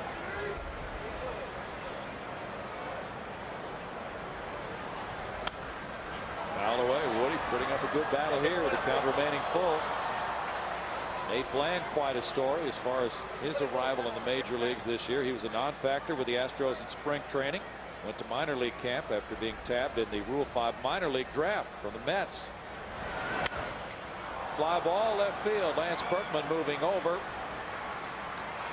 1 out for Nate Bland. We have some results for you from our virtual manager poll, Greg. Yeah, remember our question had to do with which catcher in this game is the best defensive catcher. And look at this. We had some really objective and thoughtful voters because it's a close call, and I think you would say that throughout baseball. Ausmus wins it 52-48. And so kudos to those who did the voting. They didn't just jump on the home team and say our guy's right or wrong. Plus, we have a lot of Cardinal fans out there. Well, I heard they did the same question over on the Cardinal Network, and it was 52-48 the other way. Really? No surprise there. Fernando Vina has been on twice. There's ball 1 to him. Got to vote for the Gold Glove. Yeah, you do, don't you? But they both won the Gold Glove in the past. And Brad, by the way, has a bobblehead doll coming out in August. 1 ball, 1 strike. Evidently, it has a Gold Glove on it. Yeah, we had some fun with that in the clubhouse. Jeff Bagwell said he likes the teeth. Well, you can't beat Calvin Murphy's bobblehead. He had a change of clothes. That's right. He's like Barbie. That's it. The male version of. That's it. Yeah. 2 balls and 1 strike. Yeah, by golly, we consider ourselves blessed here at Fox Sports Net. We do a virtual manager poll. We do not have to round up our voters. We don't have to chase them down in Oklahoma. They're right there for us. Fly ball to right field. Richard Hidalgo back. 2 down. Vina hit that a little farther than I thought he did. He did. At first. J.D. Drew has been a factor in this game with 2 hits and 2 runs scored. 9 hits for the Redbirds, only 3 for the Astros. And as much traffic as the Cardinals have had on the bases, you still sense that they haven't quite put this game away yet. Well, maybe you don't, but it's only a 4-run lead. Yeah, when you stay within 4 in this ballpark. It's doable, Bill. Yeah, it is. We've seen a lot bigger leads evaporate here. 2 holes on deck. Bagwell, Kent, and Berkman due up in the Houston 6th inning. Foul back by Drew. What a pretty swing he has. 1 ball, 1 strike. An extremely talented player. 27 years old. First round draft choice by the Phillies in '97. They were unable to sign him. He went back into the hopper, and the Cardinals took him in the first round the next year. Line drive and off the tip of Adam Everett's glove on through into left field for Drew's 3rd hit of the night. Adam Everett trying to turn into Ben Wallace. Really got up for that one. Big Ben. Although Adam doesn't have the afro. No. To go along with it. But boy, he did get up there. That's a pretty good vertical leap. Just off the glove. Good Close. timing. Yep. He did everything that he humanly do. Well, Nate Bland better make some good pitches here. Yeah, a bland fastball is not what you want. No. To Albert Pujols, there's ball one. He's been on all 3 times tonight. The big 4 RBI performance. He drove in 127 last year, second in the league. Lance Berkman. 1 ball, 1 strike. They've been compared favorably as 2 of the top young slugging outfielders in the game, and he has tattooed lefties at 385. What a clip. And makes the throw to first. Right-handers are really slowing him down. 319. He is the first player, Pujols, ever to begin his career with 2 years hitting 300, 30 homers, 100 RBIs, 100 runs scored.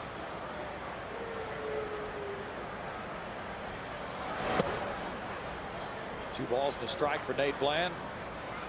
Drafted by the Dodgers in '93, 6'5" lefty. Yeah, he's a big kid. 8 years in the minor leagues coming into this season.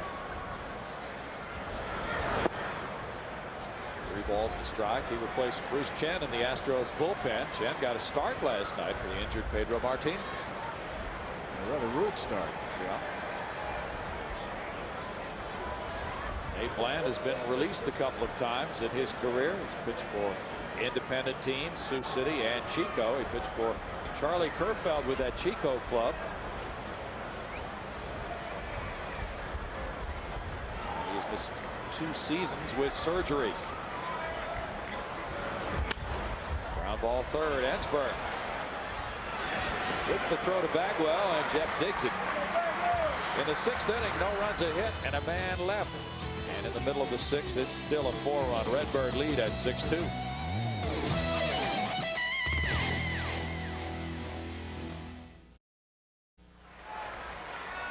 6-2 lead for Woody Williams and the St. Louis Redbirds, and he has done a job on the top of the Houston lineup.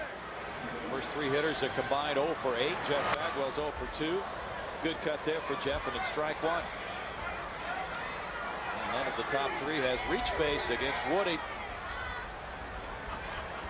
Well, the Astros need a rally here. They need to put a crooked number on the board, trailing by 4. Bagwell, Ken, and Berkman give them a chance to do that.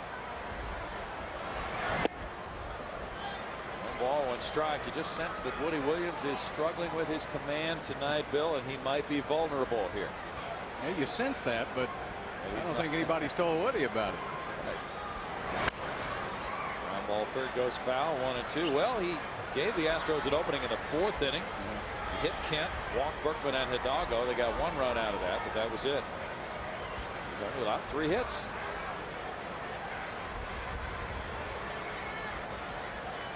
He had great walk to strikeout ratio numbers coming into this game. 11 walks, 41 strikeouts.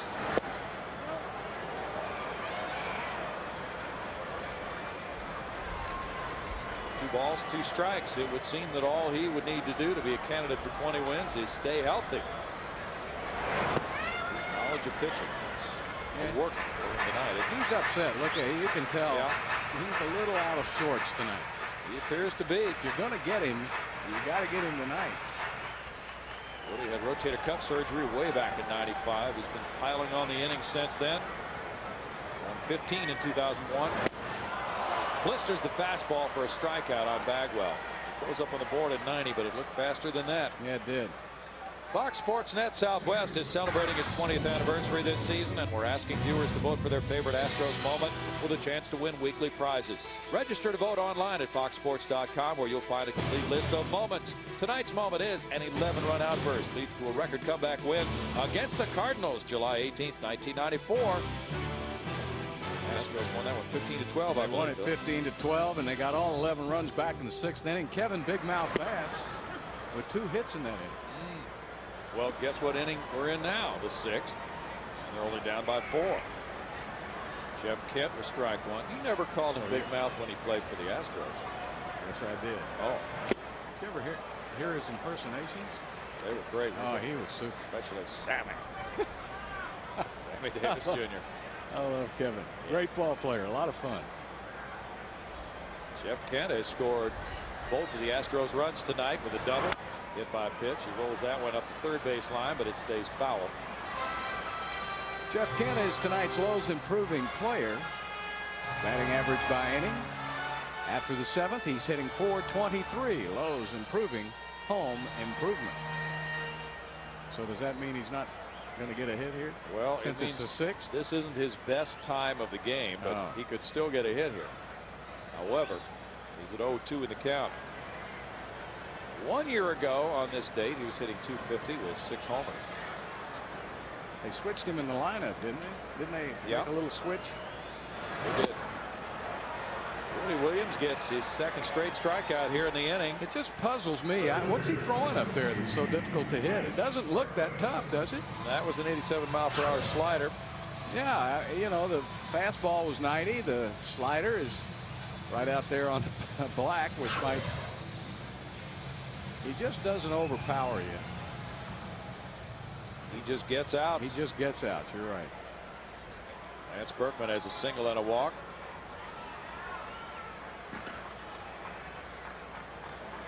Woody has 79 career wins.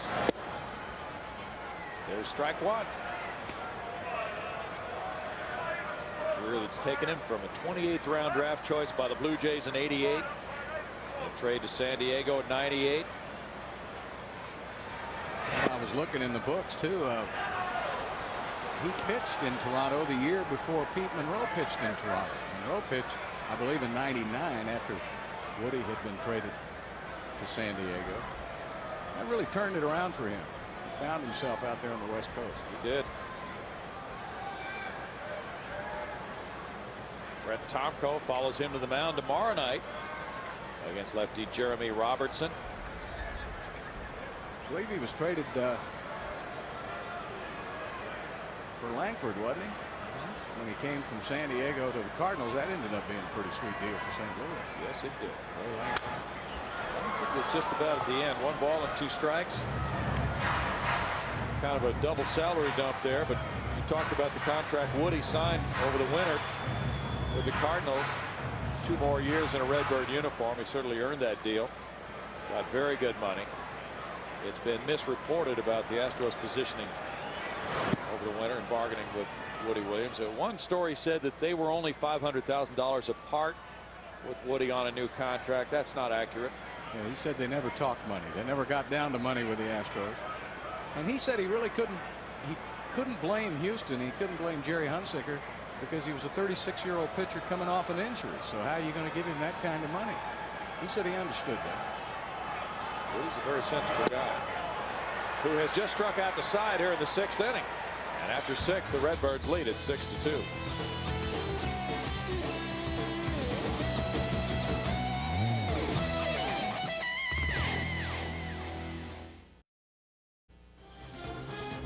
Houston Astros baseball on Fox Sports Net. It's being brought to you by Mazda, by Lowe's Home Improvement Warehouse, by Dodge, and by Southwest Airlines. Nate Bland on the hill. St. Louis 6-10-1. Houston 2-3-0 as we go to the 7th inning. Nate had a scoreless 6th, giving up a hit to J.D. Drew. He is pitcher number 3 in the game for the Astros. Jim Edmonds will lead it off in the 7th inning. This becomes the 33rd game in a row the Astros have used at least 3 pitchers. Edmonds with an RBI single in the 3rd is 1 for 3.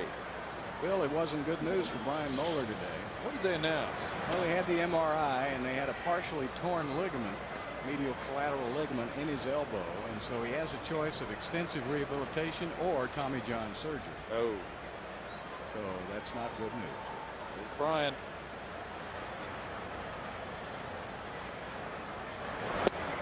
The news has gone from bad to worse the last few days for the Astros. 1 ball, 1 strike. Oswalt being on the DL, and now Moeller, who was on the comeback trail, facing a lot longer comeback. Made 3 starts before going on the disabled list himself.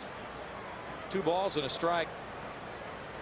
Roland will follow, and then Renteria to bat 3rd against Bland in the Cardinals 7th.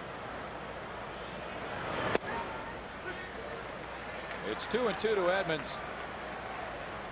But the Cubs lost to the Pirates 5-2. The winner of this game here will gain a game, obviously, in the standings. And the Cubs have to move on without Sammy Sosa for the next several days at least. Edmonds strikes out. Number 1 for Nate Bland. This Sunday, Astros will play the Cubs at 1:05. Houston area YMCA members have the opportunity to participate in a pregame parade on the warning track and purchase view deck tickets at half price. For details, contact the Astros Ticket Services Department at 1-800-ASTROS-2. Scott Rowland takes strike 1. He's walked twice. He's 0 for 1. The Cubs lost tonight. They are a first-place team with a 25-20 record.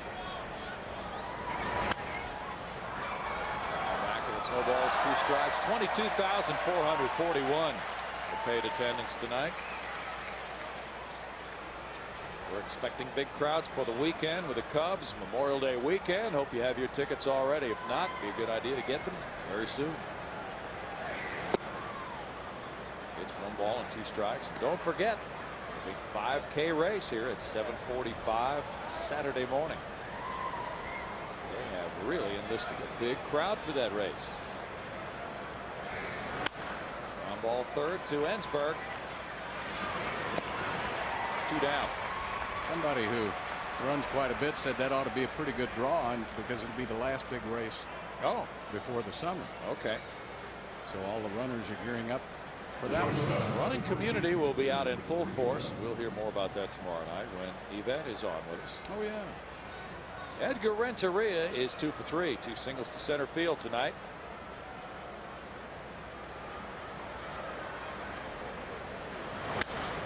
This one a drive to left field will get out. Renteria hits one over the Landry's Crawford boxes. Home run number 6 for him. Gives him his 3rd hit of the night. And the Redbirds lead by 5, 7-2. Maybe Yvette would like to come on tonight. Redbirds get their 2nd homer of the game. Earlier, Pujols with a 3-run shot in the 1st. And they have hit 54 as a team. They're 4th in the league in home runs. There wasn't any doubt about this.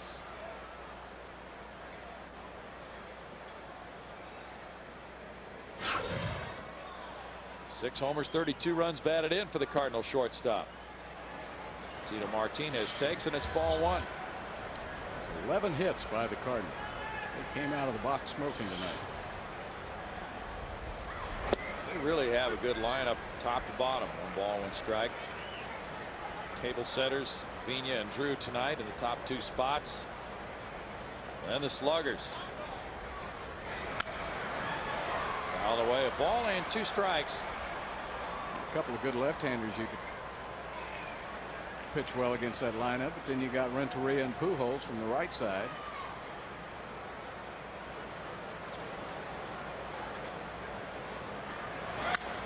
Line drive, Kent. And in the 7th inning, Renteria unloads the 2nd bomb of the night by a Redbird. They now have 11 hits and they lead it 7-2.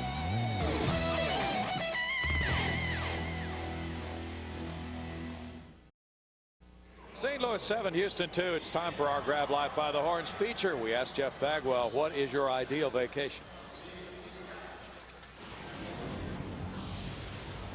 Ideal vacation is my wife, my 2 kids down in Mexico and somewhere in Cabo, just sitting on the beach and having a couple beers, you know, just watching the kids play. Grab Life by the Horns is brought to you by Dodge, where we grab life by the horns every day. Richard Hidalgo, the batter. He's out in front of that Woody Williams changeup. And there's strike 1. Woody into a better rhythm now, has set down 8 in a row. He struck out the side in the 6th inning, has the 5-run lead. Hidalgo's 0 for 1 with a walk. 100 pitches thrown by Woody. It's 1-1. Brad Ausmus on deck. Adam Everett due up 3rd in the last of the 7th inning. Woody trying for a 6-0 start to the season. It's 2 balls and a strike.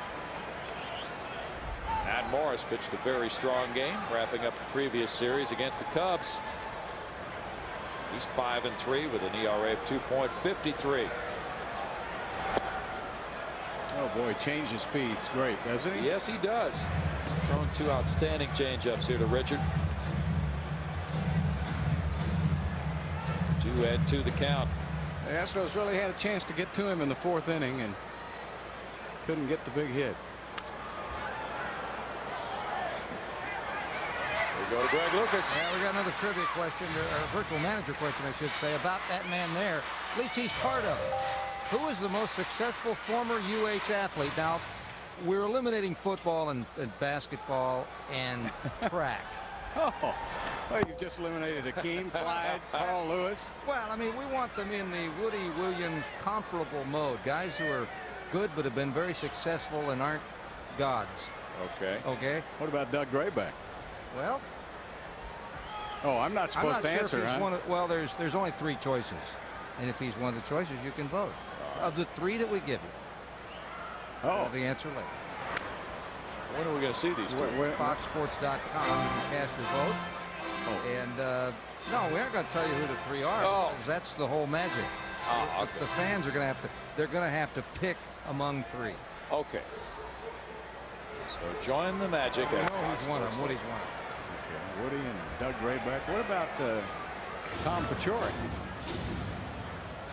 You're making your own list. You'll have to go on FoxSports.com, Bill, to find out. Oh, well, give me a computer here. If we did, you wouldn't know how to use it. Oh, no. Not so fast. In the hole, Renteria backhands. That throws out the dog. Just kidding, Bill. You're actually a whiz, a real expert. 1 down. Nobody likes him, you know. He's starting to get all that spam all the rest of us get. Yeah, he is. He is the spaminator.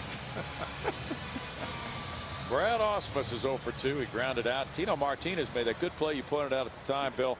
That really stopped what could have been a big inning in the 4th. Well, it really could have been, because the Astros could have gotten within 2. They still had a chance with only 1 out in the inning to have a big inning. But, you know, that's another thing Woody Williams does. He stays out of those big innings. He doesn't have a lot of them. Renteria tries to recover, safe at first. Well, we see a rarity there. That's his 4th error. Ball came up on him.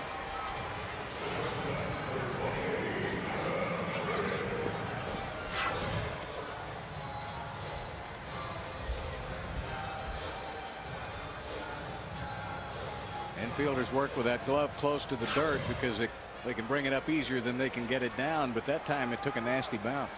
It's a rare night when both Vigna and Renteria make errors in the same game. Boy, isn't it? It's looped to right field. Adam Everett drops it in for a hit. Ausmus legs it to third base. And the bottom of the order is working again for the Astros. And now it's going to be pinch hitter Orlando Merced coming up for Nate Bland. Let's take a look at tonight's Gatorade game summary. And Cardinals got on the board early against Pete Monroe with 3 runs in the 1st, 2 in the 3rd. And the Astros tried to get back in it in the 4th inning, as we indicated a moment ago, but they couldn't put that big inning together. Got only 1. And it's 7-2 with a little something brewing right here. And Bland leaves for the pinch hitter. Nate worked 2 innings. He allowed 2 hits, 1 run. With no walks and a strikeout, Merced comes up looking for a big hit. 276, 1 homer, 8 runs batted in. 273 his pinch hit batting average. He's had 22 pinch hit at bats with 6 hits. Double play depth on the infield for Vigna and Renteria.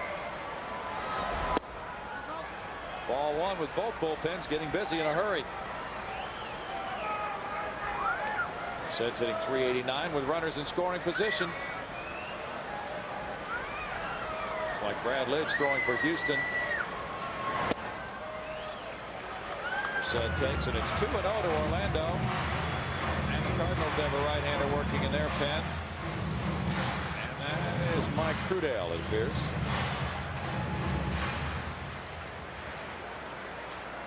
Merced's 1 for 5 on this homestand.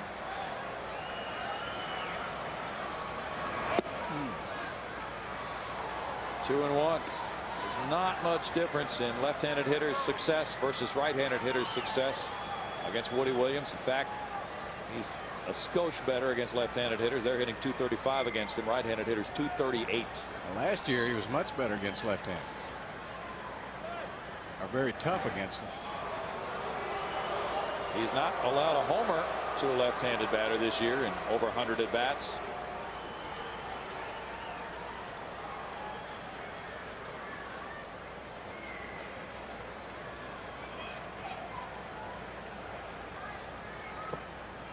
Nice stop by Matheny. The count goes to 3-1. Cardinals, of course, have to be well aware of the Astros' late inning prowess.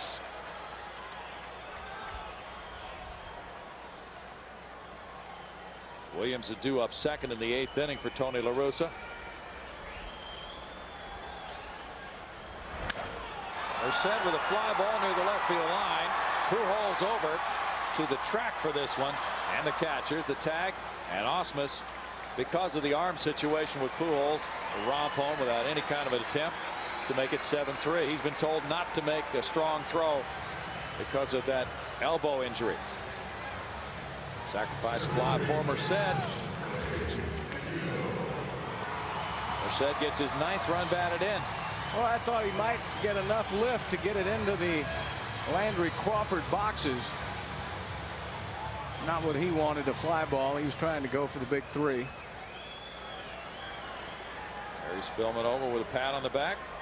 Greg Biggio's 0 for 3. Morgan Ensberg's on deck. Check swing roller. Matheny with the throw to Martinez, and that'll do it in the 7th inning. The Astros pick up an unearned run. 1 hit, 1 error, 1 left. Moving to the 8th, it's 7-3 Redbirds.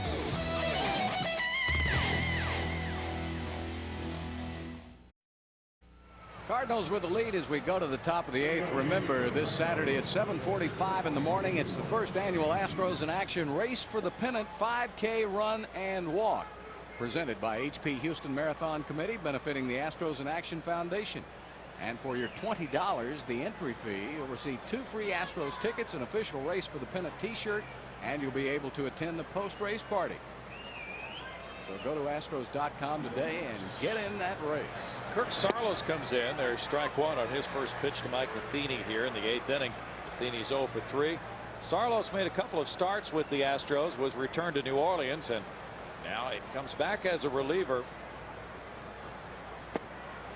It's 1 ball, 1 strike. His last start for Houston was May 11th. He has no decision as a starter. A 15.63 ERA in 6 1/3 innings, walking 4, fanning 7. He'd probably reach in his pocket and pay us not to put those stats up. Well, you know, he has a good attitude about the demotion to New Orleans, and then the quick return. He knows he didn't pitch well. Those numbers don't lie. But he is challenged by this opportunity now to work in relief, and he's done both. 2-2. He said, well, he didn't overanalyze it when he was sent down as far as really putting everything under the microscope. That was his last outing against the Phillies, giving up 7 hits, 7 runs, and 4 1/3. But he did think about what he needed to do when he came back. He didn't think that he had command of the inside part of the plate when he was here before. No. And he also said he didn't have his good changeup, Bill. Didn't have his good changeup, and of course, you saw the sinker. That's his bread and butter pitch, and that changeup works off that sinker. And when he's throwing it strikes and hitting the corners, he's awfully tough to beat. But if he did have a first run through, the second time he faced the order, they usually got to him. So that indicated the Astros, and maybe he'd be better off coming out of the bullpen for the time being. He was 6-7 with Houston last year with a 6.01 ERA. He made 17 starts. He'll turn 24 on Friday. That's a good pitch. You know, he's done about everything he can do in the minor league. They know what he can do down there. What was he, something like 15-2 or 15-1? He was 10-1 at Round Rock last year, 2-0 at New Orleans. Sports Ticker minor league pitcher of the year, overall a 12-1 record, a 1.54 ERA, and more great numbers at New Orleans this year.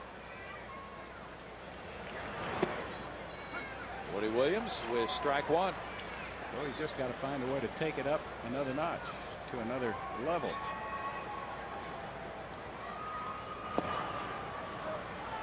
Want to know? There's a saying involving a player who does really well at AAA and hasn't yet cut it in the big leagues. The saying is he's a 4A player. Foul back. Well, that probably wouldn't necessarily apply to Kirk. It's still so early in his career to make any kind of a determination about that, but he's had tremendous success at every stop in the minor leagues. And in college. Yep. Tremendous pitcher in college. Line drive back to him. He hit him a changeup. He did.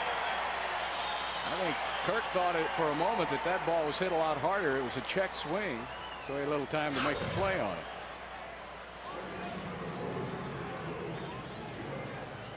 Whoa.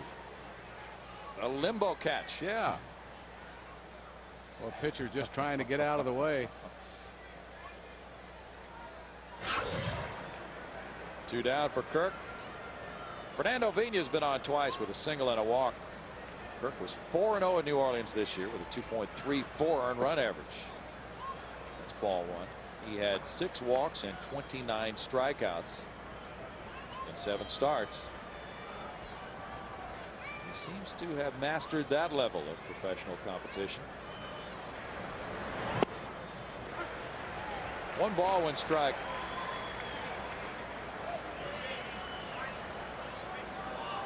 He was a 3rd-round draft choice of the Astros just 2 years ago in 2001. Quick arrival on the major league scene for Kirk. Wide open spaces out there in right center field. Vina should get a triple on this. Biggio has to chase it all the way to the shell sign at the base of Towles Hill. And Vina easily checks into 3rd with his 2nd triple of the year.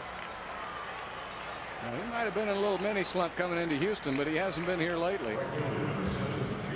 That's a couple of hits tonight, including that triple, and he hit the ball hard his other time up. Last night he had a couple of singles. He's starting to hit the ball hard again. That was the big gap. Biggio was shading to left center. Vina shot the gap. And the Cardinals have a dozen hits now. 2 from their leadoff man. He's heard those rumors too, don't you think, Bill? Yeah. He's going to make it tough on him. Well, he might welcome a move at this point. Who knows? Strike 1 to J.D. Drew. He is 3 for 4 in this game. Sometimes a player just gets dogged by those rumors. Wants them to end. 4 balls and 2 strikes instead of hanging over his head. But Vina's been a good player for the Redbirds. Oh, he can do a lot of things, especially with his glove. 1 ball and 2 strikes. Cincinnati won over Atlanta 9-3. Reds are really taking to Great American Ballpark. Adam Dunn hit his 17th home. We keep talking about the Astros, the Cardinals, and the Cubs. I guess we got to throw the Reds in that mix. Yes, sir. Mike Hampton took his lumps tonight. He was the loser, giving up 6 earned runs in 3 2/3 innings. The Reds have owned the Cardinals, haven't they? I bet they have. What is it, 6-0? 6-1. 1. Yep. 3 balls, 2 strikes. The Reds got the win in relief. John Riedling, the starter, went 4. Chris Reitsma went 4 scoreless in relief to win it. Foul tip, strikeout. And in the 8th inning, it's no runs a hit. A runner stranded at 3rd for the Birds. They lead it 7-3.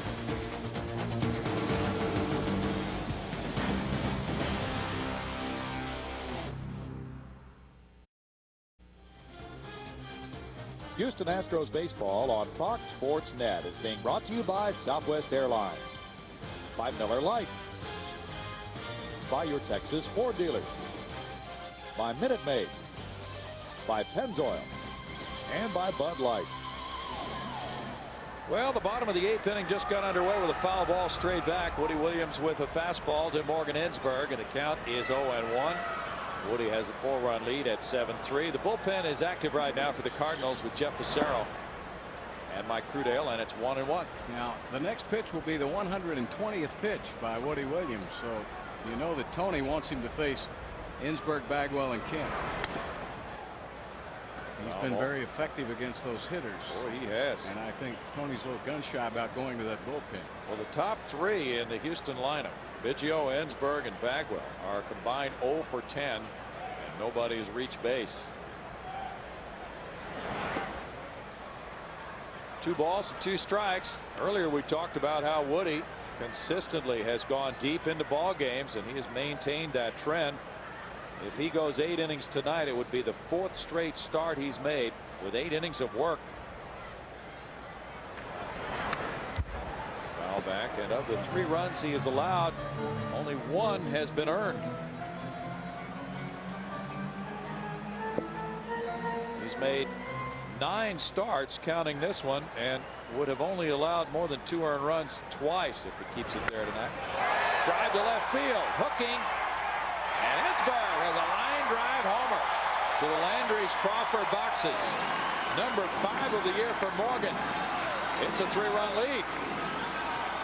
A 7-4 ball game just like that with nobody out in the home 8th inning.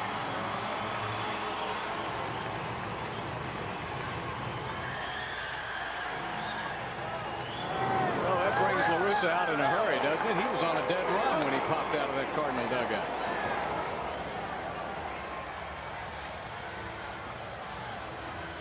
Well, he's going to his bullpen. He gave the right arm signal. Boy, Ensberg got all of that just inside the fair pole. Morgan Ensberg tightens it up, and now the fans starting to stir. It's a 7-4 Cardinal lead. The bullpen coming in for them, and we'll be back in just a moment.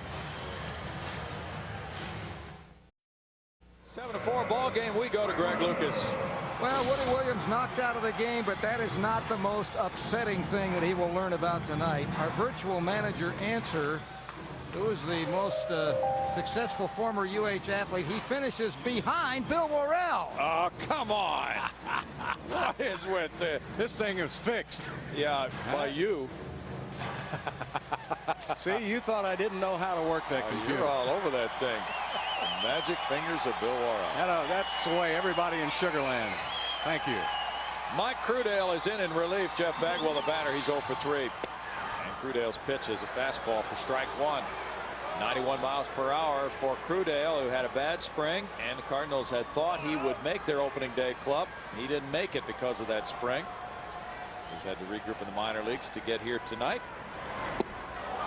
That's a good pitch. 4 balls, 2 strikes. Let's see how he's done as a Redbird in 5 games, Bill. Well, he's done okay since coming back. He missed 3 weeks due to a broken toe, and he's been in 3 games now. This will be his 4th game since the injury. Has a big slider and about a 90-mile-per-hour fastball. He was a factor on their club last year. Yeah, 1 he ball, was. 2 strikes. He limited hitters to a .228 batting average last year and had a good strikeout walk ratio. He was big in the second half for the Cardinals. 2 balls, 2 strikes. By the way, apparently Rick Ankiel had another bout with wildness last night in the minor leagues in the Cardinal organization. And things have continued not to go well for him this year. Started out well. Bagwell swings over the top of that fastball and strikes out. Boy, he's really struggling right now. What a location on this pitch. Yeah. Down and in, had a little bit of action on it. Looked like a laser shot. Yeah, and they've been working him consistently outside, so that was really well called by Mike Matheny. It was. Woody Williams struck out 6. Mike Crudale gets a K. Jeff Kent is next. He scored 2 runs tonight with a double. He was hit by a pitch, stole a base. 123 pitches came out of Woody Williams' right hand tonight. Strike 1. 76 of them strikes, as in 7 innings. He allowed 5 hits and 4 runs. And 2 of those were earned, walking 2 and fanning 6. Cardinal bullpen has been shaky.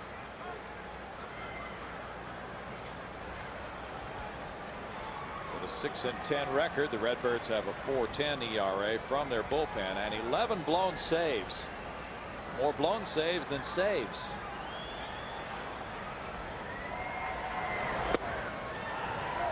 One ball, 1 strike. They think they've had it figured out lately, though, with Cal Eldred closing some games. And he's 3 out of 4 in save opportunities.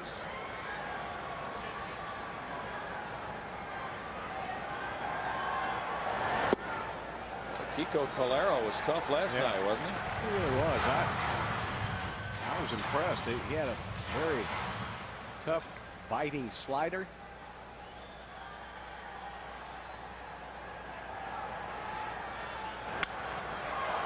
Well, that'll play 2 balls, 2 strikes. Calero worked a couple of hitless innings in relief of Garrett Stevenson. So the Cardinals really have not had to go to their bullpen too much in the last few days. Complete game shutout from Matt Morris 2 days ago. Crudale had 49 appearances last year in his rookie season. Struck out 47 in 52 innings and pitched in the postseason. Jeff Kent has his fans up there. A shot past the diving Roland. There's a single to left field, and Kent has a 2-hit game. Brownie, let's go back to that stat that Murphy Brown put up back in the 6th inning. He's hitting over 400 from the 7th inning on. That was you should have saved that one, Murph, for this inning here. And he has improved on that, and he's on for Lance Berkman. Lance has been on twice with a single and a walk. There's the list again. See, the highest batting average from the 7th inning on this season. And Jeff Kent, well, he's improved on that 423 now. Now it appears that a lefty will come in to turn around Berkman. And that is going to be the case as Crudale works 1/3 of an inning, allows a hit. Jeff Kent is his responsibility. Cardinal bullpen trying to piece it together here. And the lead is down to 3 as the lefty Facero makes his way in. Well, this will give us time now to take a look at tonight's key play of the game, and is brought to you by Chevrolet. And we go back to the 1st inning. That 3-run homer to right field. Boy, did Albert Pujols get hold of that. In fact, that young fan just ran over a guy out there to get that ball. I think his wife was attacking him with that cane. Well, yeah, because he did some physical damage. Let me see that again. That was great. She was getting after that guy. Well, yeah, the Cardinal fan just bowled over everybody out there to try to get to that ball. Well, I'll tell you what, though, I'd have to go back. Yeah, they're still there. There they are. I think when she whacked him with that cane, that Cardinal fan got out of Dodge. You know, I go back, though, that key play. There it is again. Look at her. She picked up that cane and gave him a little whack. Right, because he knocked the guy out of his seat getting the ball. Yeah. Wasn't very kindly of him, was it? I like her spirit. Yeah. I love it. Her batting average just went up. Yeah, plus the guy's wearing a Cardinal jersey. She didn't like that at all. No. Well, you know, I go back to that play, too, Tino Martinez made. Remember that defensively? Although, you know, I know that Pujols with the big home run, but that play Matheny made was really big in the 4th inning, because this game would be really tight had he not made that play. Well, now as the 40-year-old veteran Jeff Facero comes in. It's his 2nd stint with the Cardinals. And he's kind of flip-flopped with Steve Klein, who's having a rough year. Klein no longer getting the premium assignments late in the ball game. Facero gets a chance to do that right here, turning Berkman around to bat right-handed. And that's what many managers have been doing this year, but Berkman has burned a few of them in recent days, Bill. Well, this guy's a veteran. He's got all the pitches. Split the season last year between the Cubs and Cardinals, and this is his 580th career game. So he knows how to pitch. He can still get it up there a little bit. Cardinals drafted him in the 22nd round in 1984. He came back to them last year in a trade with the Cubs. He went 3-0 for the Redbirds down the stretch. He's pretty effective. So they signed him to a 1-year deal to return this season. As you saw, he had a brief outing against the Cubs on Sunday. He got a hold. And earlier got his first save since 2001 in a win at Chicago, May 9th. He's appeared in just about half of the games so far. Berkman steps in. Berkman is hitting .200 as a right-handed batter. 1 homer and 6 runs batted in 30 at-bats from this side of the plate. Strike 1 to Lance. He's got Sarah's got a terrific changeup, little cutter that he throws in there. He can throw a screwball away from a right-handed hitter. I don't know of a pitch he doesn't have. He got pretty good fastball. He'd get it up there still. Berkman got an RBI single in the 8th inning Friday night against the Phillies lefty Rheault Cormier.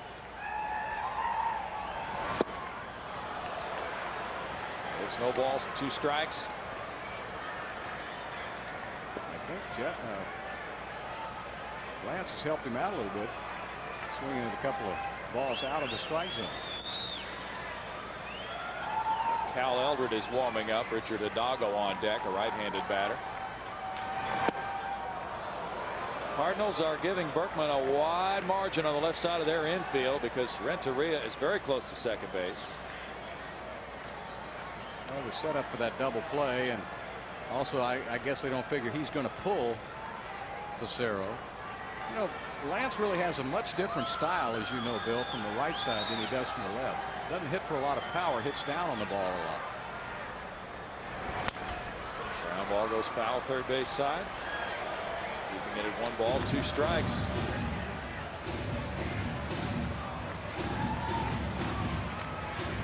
Outfielders deep, straight away.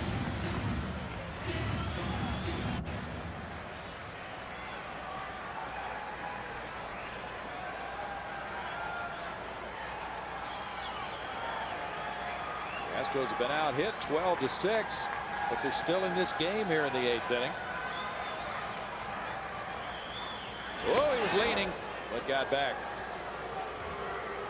Took Facero a little while to get the ball to first base. Yeah, look at him. He's kind of frozen here.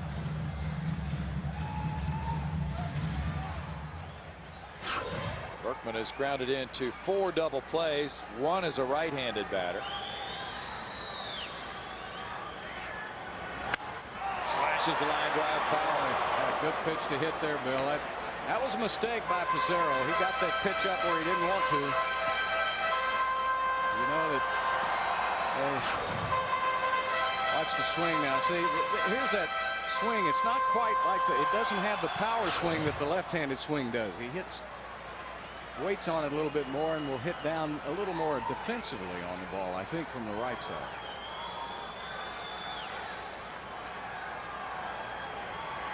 Let's see now. He'll go down with that pitch down in the strike zone again. That was effective for him the first couple of pitches, and I think he'll probably try to return to it. Well, he'd love to get a double play ball and be done with the inning right on that. But in case he doesn't, that might be why Eldred is warming up to come in and face Hidalgo next. Pujols, Edmonds, and Roland are due up in the Redbirds' 9th. There's the smother by Matheny. 2 balls, 2 strikes. Very important to keep the double play in order if you're the Cardinals right now. Matheny just helped them do that. Berkman's hitting well in the 7th inning or later this year. .333. Now with Martinez holding the runner on first, if they try to pitch him outside again, let's see if he tries to slap it in that big hole between first and second. See where Matheny sets up. Close pitch. Man. 3-2. Well, you just take your chance. Berkman's saying, I'm going to take my chance with Kellogg. See what. It wasn't the location he was guessing, so he let it go and was hoping for the best and got a good call. Might be very risky to start the runner here with 1 out. Yep. And a 3-2 pitch coming for Jeff Facero. He's from Springfield, Illinois. Went to the University of Mississippi. Runner doesn't go, and it's fouled. Good changeup. Pulled the string on it nicely, and I thought that Lance did a good job of getting a piece of it. It's been a real battle after those first 2 pitches. Great battle.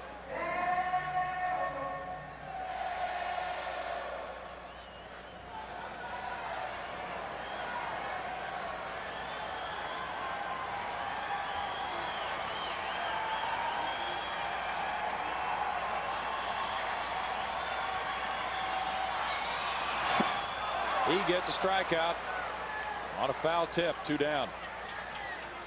Our Pennzoil protection play comes your way right now. Pennzoil, we are driving protection. Brad Ausmus with a hot shot. This is the play you talked about, Bill. Tino Martinez robs him. Ausmus gets an RBI in the grounder. Martinez prevents what might have been a double. Yeah, 1 run scored, but 2 runs could have scored, and at the time that would have made it a 2-run game. Tony La Russa is at the mound again. He's had Eldred warming up. That'll be it for Pissarro. He gets the 1 out La Russa requires him to get. And with Richard Hidalgo next, it'll be the closer, Cal Eldred, coming in. Cardinals 7, Astros 4. We'll return in just a moment.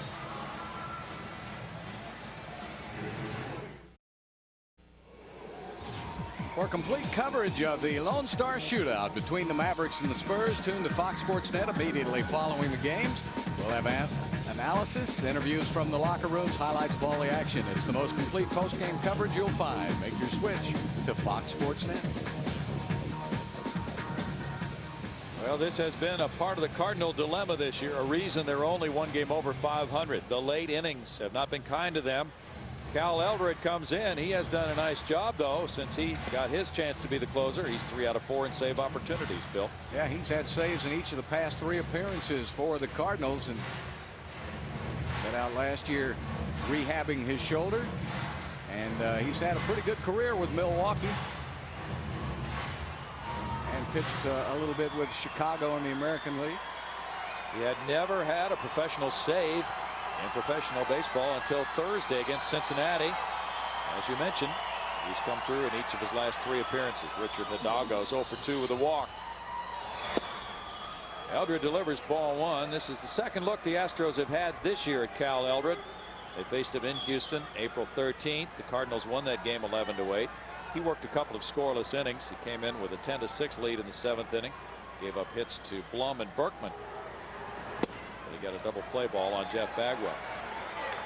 2 balls, no strikes. Eldred, a first-round pick of Milwaukee in 1989. Brewers traded him to the White Sox in 2000.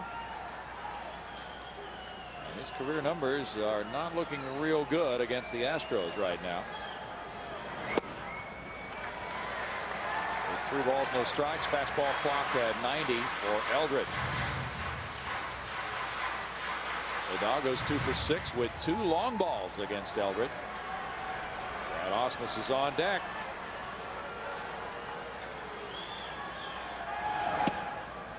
There's a 4-pitch walk. They weren't going to mess with Richards, were they? Didn't look like they were even attempting to pitch to him. For some reason,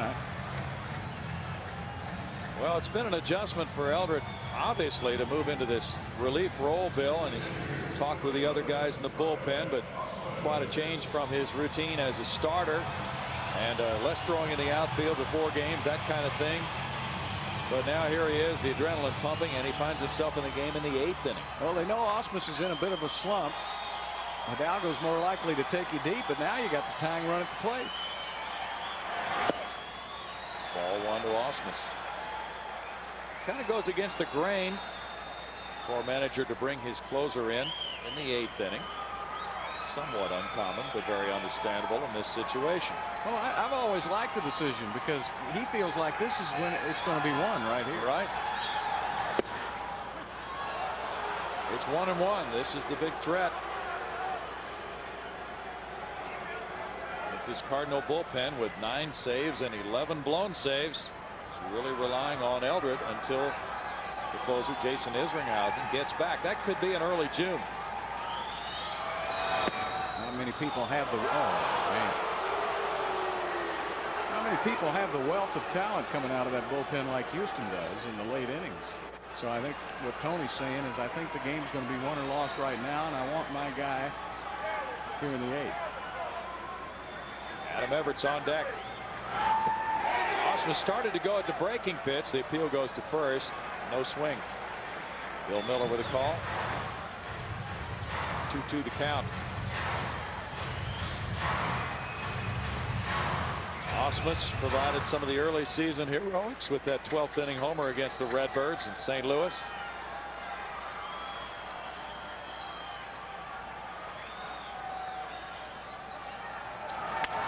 Line drive at the right field line, slices foul. That was a good idea.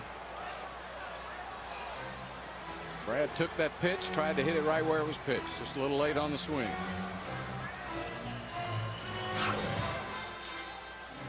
There you see what he was doing. He stayed anchored.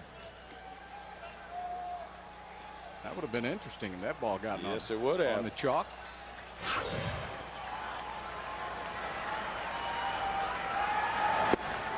Fastball, and Cal Eldred blows it by Ausmus at 90 upstairs. The Astros get an Ensberg homer.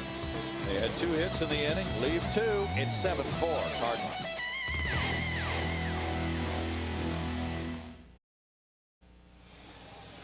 It's the culmination of 3 months of hard work as the nation's top college baseball conference shoots it out at the Brickyard in Oklahoma City. Join us for coverage of the Big 12 tournament Saturday at 10 in the morning and 1:30 in the afternoon here on Fox Sports Net. Our own Greg Lucas will be there to call the action. A&M, Texas, and Baylor won today. All right, Baylor won. Their game was 10-run rule. They played just 7 and won 11-0 over Missouri. And Nebraska is leading Kansas 5-1 in the 5th. Louisville upset TCU over in the Conference USA tournament 5-1, while Southern Miss and Houston were winners. Brad Lidge comes in. Albert Pujols, the batter, and there's strike one at 95 miles per hour as the 9th inning opens. Pujols has 4 runs batted in, 3-run homer in the 1st, an RBI single in the 4th.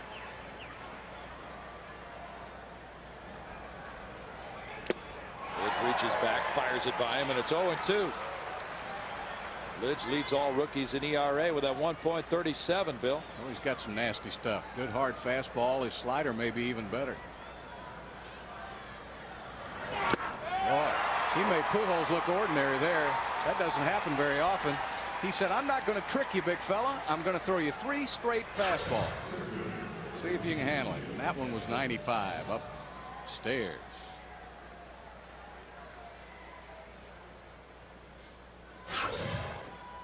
Strikeout number 7 for Houston pitching. Brad Lidge has the lowest ERA among all major league rookies at 1.37, better than Webb and Carrasco. Jim Edmonds looks at strike 1. Brad got his first save in that game in St. Louis. A 12-inning affair the Astros won back on the 4th of April.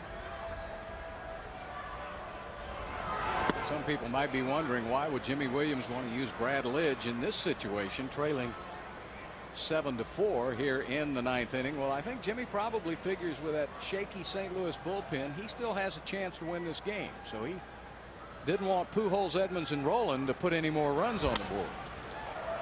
There's a ground ball single by Jim Edmonds into right center. Good low ball fastball hitter, and got one there. Cardinals get hit number 13, 2 by Edmonds. Scott Rowland has walked twice tonight. He's 0 for 2. Renteria's on deck. Lidge has faced the Cardinals 3 times this year. He's given up 1 earned run to them in 3 innings.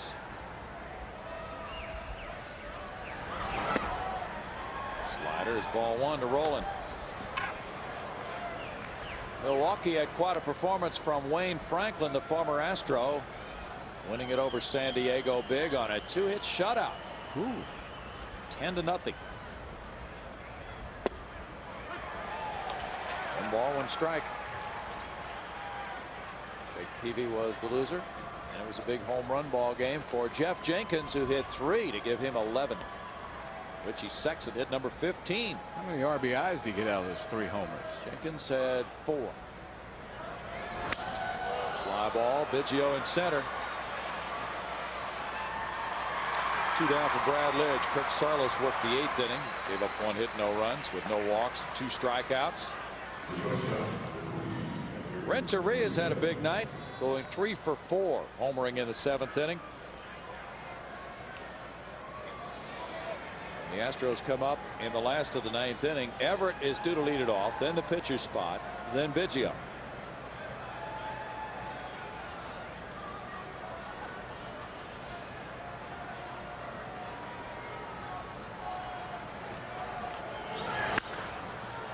Foul ball up the right field line. Hidalgo giving chase. It's out of play for him, and there's strike 1.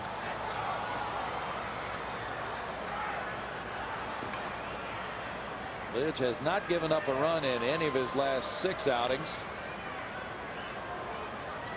Covering 6 1/3 innings. He worked 2 hitless innings on Sunday against the Phillies in the Astros 3-1 loss.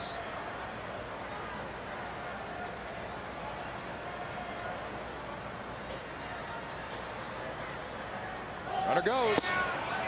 Throw from Osmus on one hop. The tag by Kent, not in time. Yeah, no chance by Brad. Edmonds stole that base on Lidge. First steal of the year for Edmonds. He has a great jump.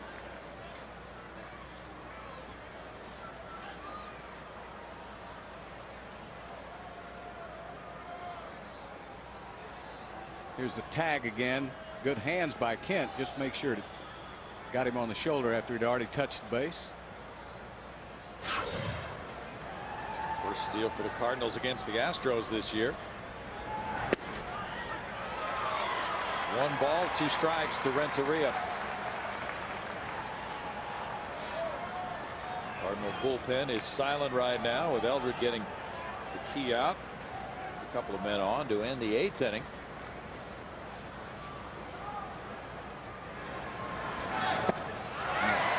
Reaches and strikes out.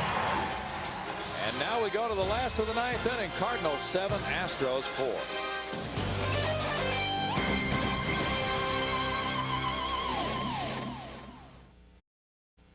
Seven to 4, the Cardinals lead it. Tomorrow night could be the rubber game of this series. That's what the Cardinals are hoping. They'll have Brett Tomko lined up against Jeremy Robertson, a 2-2 right-hander against the lefty with a 1-3 record. That's tomorrow night. Airtime 7 o'clock for the ball game right here on Fox Sports Net. And then it's the Cubs over the weekend. Here is Cal Eldred now with a 3-run lead, 7 to 4, bottom of the 9th. Adam Everett, who's 2 for 3, leads it off. Jose Vizcaino is on deck, getting ready to pinch hit for Brad Lidge. Craig Biggio will be up 3rd.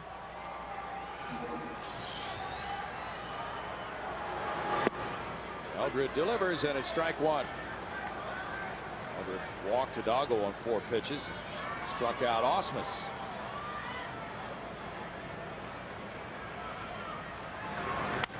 Line drive loops over Renteria into left field for a hit. Everett's 3rd of the night. Oh, the guy's battling. He's up. Well, he's about 300 now, isn't he? Yeah, he's 3 for 4. He started out at 278. He's pushing 300 probably. 60 at bats. Well, you know, he's not a strike it out type of guy, all or nothing at all, like a lot of the Astro hitters are. He'll settle for just trying to get his bat on the ball and get a base hit. And there's something to be said for that. Jose Vizcaino, 3 for 18 as a pinch hitter with 2 runs batted in, has been coming around recently. He's had a couple of 3-hit games as a starter. One goes foul for strike 1. Brad Lidge leaves after 1 inning, allowing 1 hit, no runs. With no walks and 2 strikeouts. Vizcaino's hitting .216 and 7 runs batted in for Biz. He's had 3 hits in each of his last 2 starts. Line drive, Vigna. Everett gets back to first, 1 out. Didn't quite get all of that. That sounded like he got it in on the handle of the bat. Roger Clemens got his 299th career win tonight for the Yankees. They beat Boston at Fenway Park 4-2. Had a way to go, Roger. Now he goes what, Bill? He'll be in New York against Boston when he goes for his 300. That's right. Oh, boy. Wouldn't you love to be there for that? What an electric atmosphere that will be at the stadium. Craig Biggio's 0 for 4 tonight. Morgan Ensberg's on deck. Think about winning 300 games. What an accomplishment. You know it. Ball 1 from Eldred. You got to be great, and you got to be great for a long time. The Mets rallied to beat the Phillies. The single runs in the 7th, 8th, and 9th. 5-4. Biggio fouls it back. Terry Adams lost that game in relief. Randy Wolf was the starter. He went 5. The winner was Armando Benitez.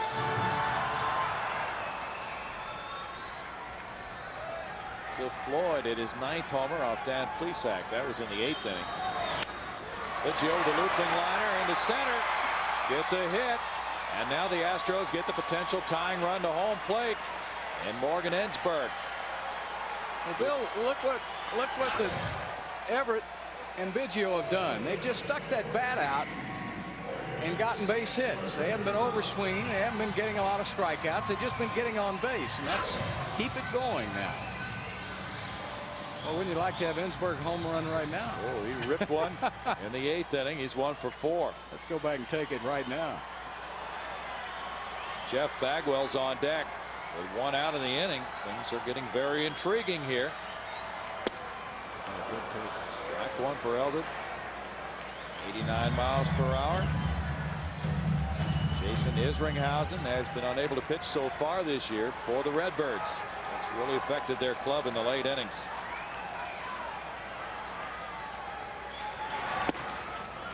Slider misses 1-1. This is Eldred's second career outing in this ballpark. Eldred has a career record of 0-3 against Houston with an 11.21 ERA in 5 games. 1-2. He's trying to nail it down for Woody Williams, who would be 6-0 with a Cardinal victory tonight. Ensberg is hitting .368 with runners in scoring position.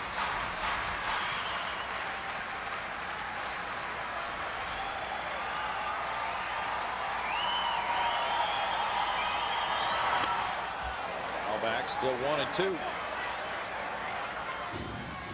Let's look at the line drive he hit in the 8th. They had good extension on that. Got a pitch right out over the plate. That was the end of the evening for Woody Williams. Thing right now, don't look for that home run. Try to shorten that swing up a little bit now. Line drive left. The bases are loaded. With 1 out for Jeff Bagwell. 3 hits in the inning. Oh, brother. Well, this would be a great time for Jeff to break out of that slump, huh? This crowd will absolutely go bananas if the Astros could win this game in the bottom of the 9th. They're dunking out. The thing that's got to be on the Cardinals' mind, Bill, is this isn't a first. The Astros have come from behind to beat them earlier this year, so they've already done it. And in fact, what is it? 5 runs they came back from the first time. A bigger deficit than this. So now Eldred, Duncan, Matheny talk it over. As Bagwell hits with the bases loaded, and he's 0 for 4 tonight. So the Astros are thinking he's due. They struck him out the last couple of times.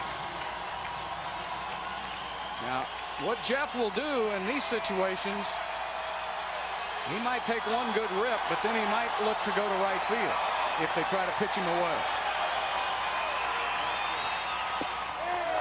Ball 1. Jeff Kent on deck. 14 comeback wins, 3rd most in the National League.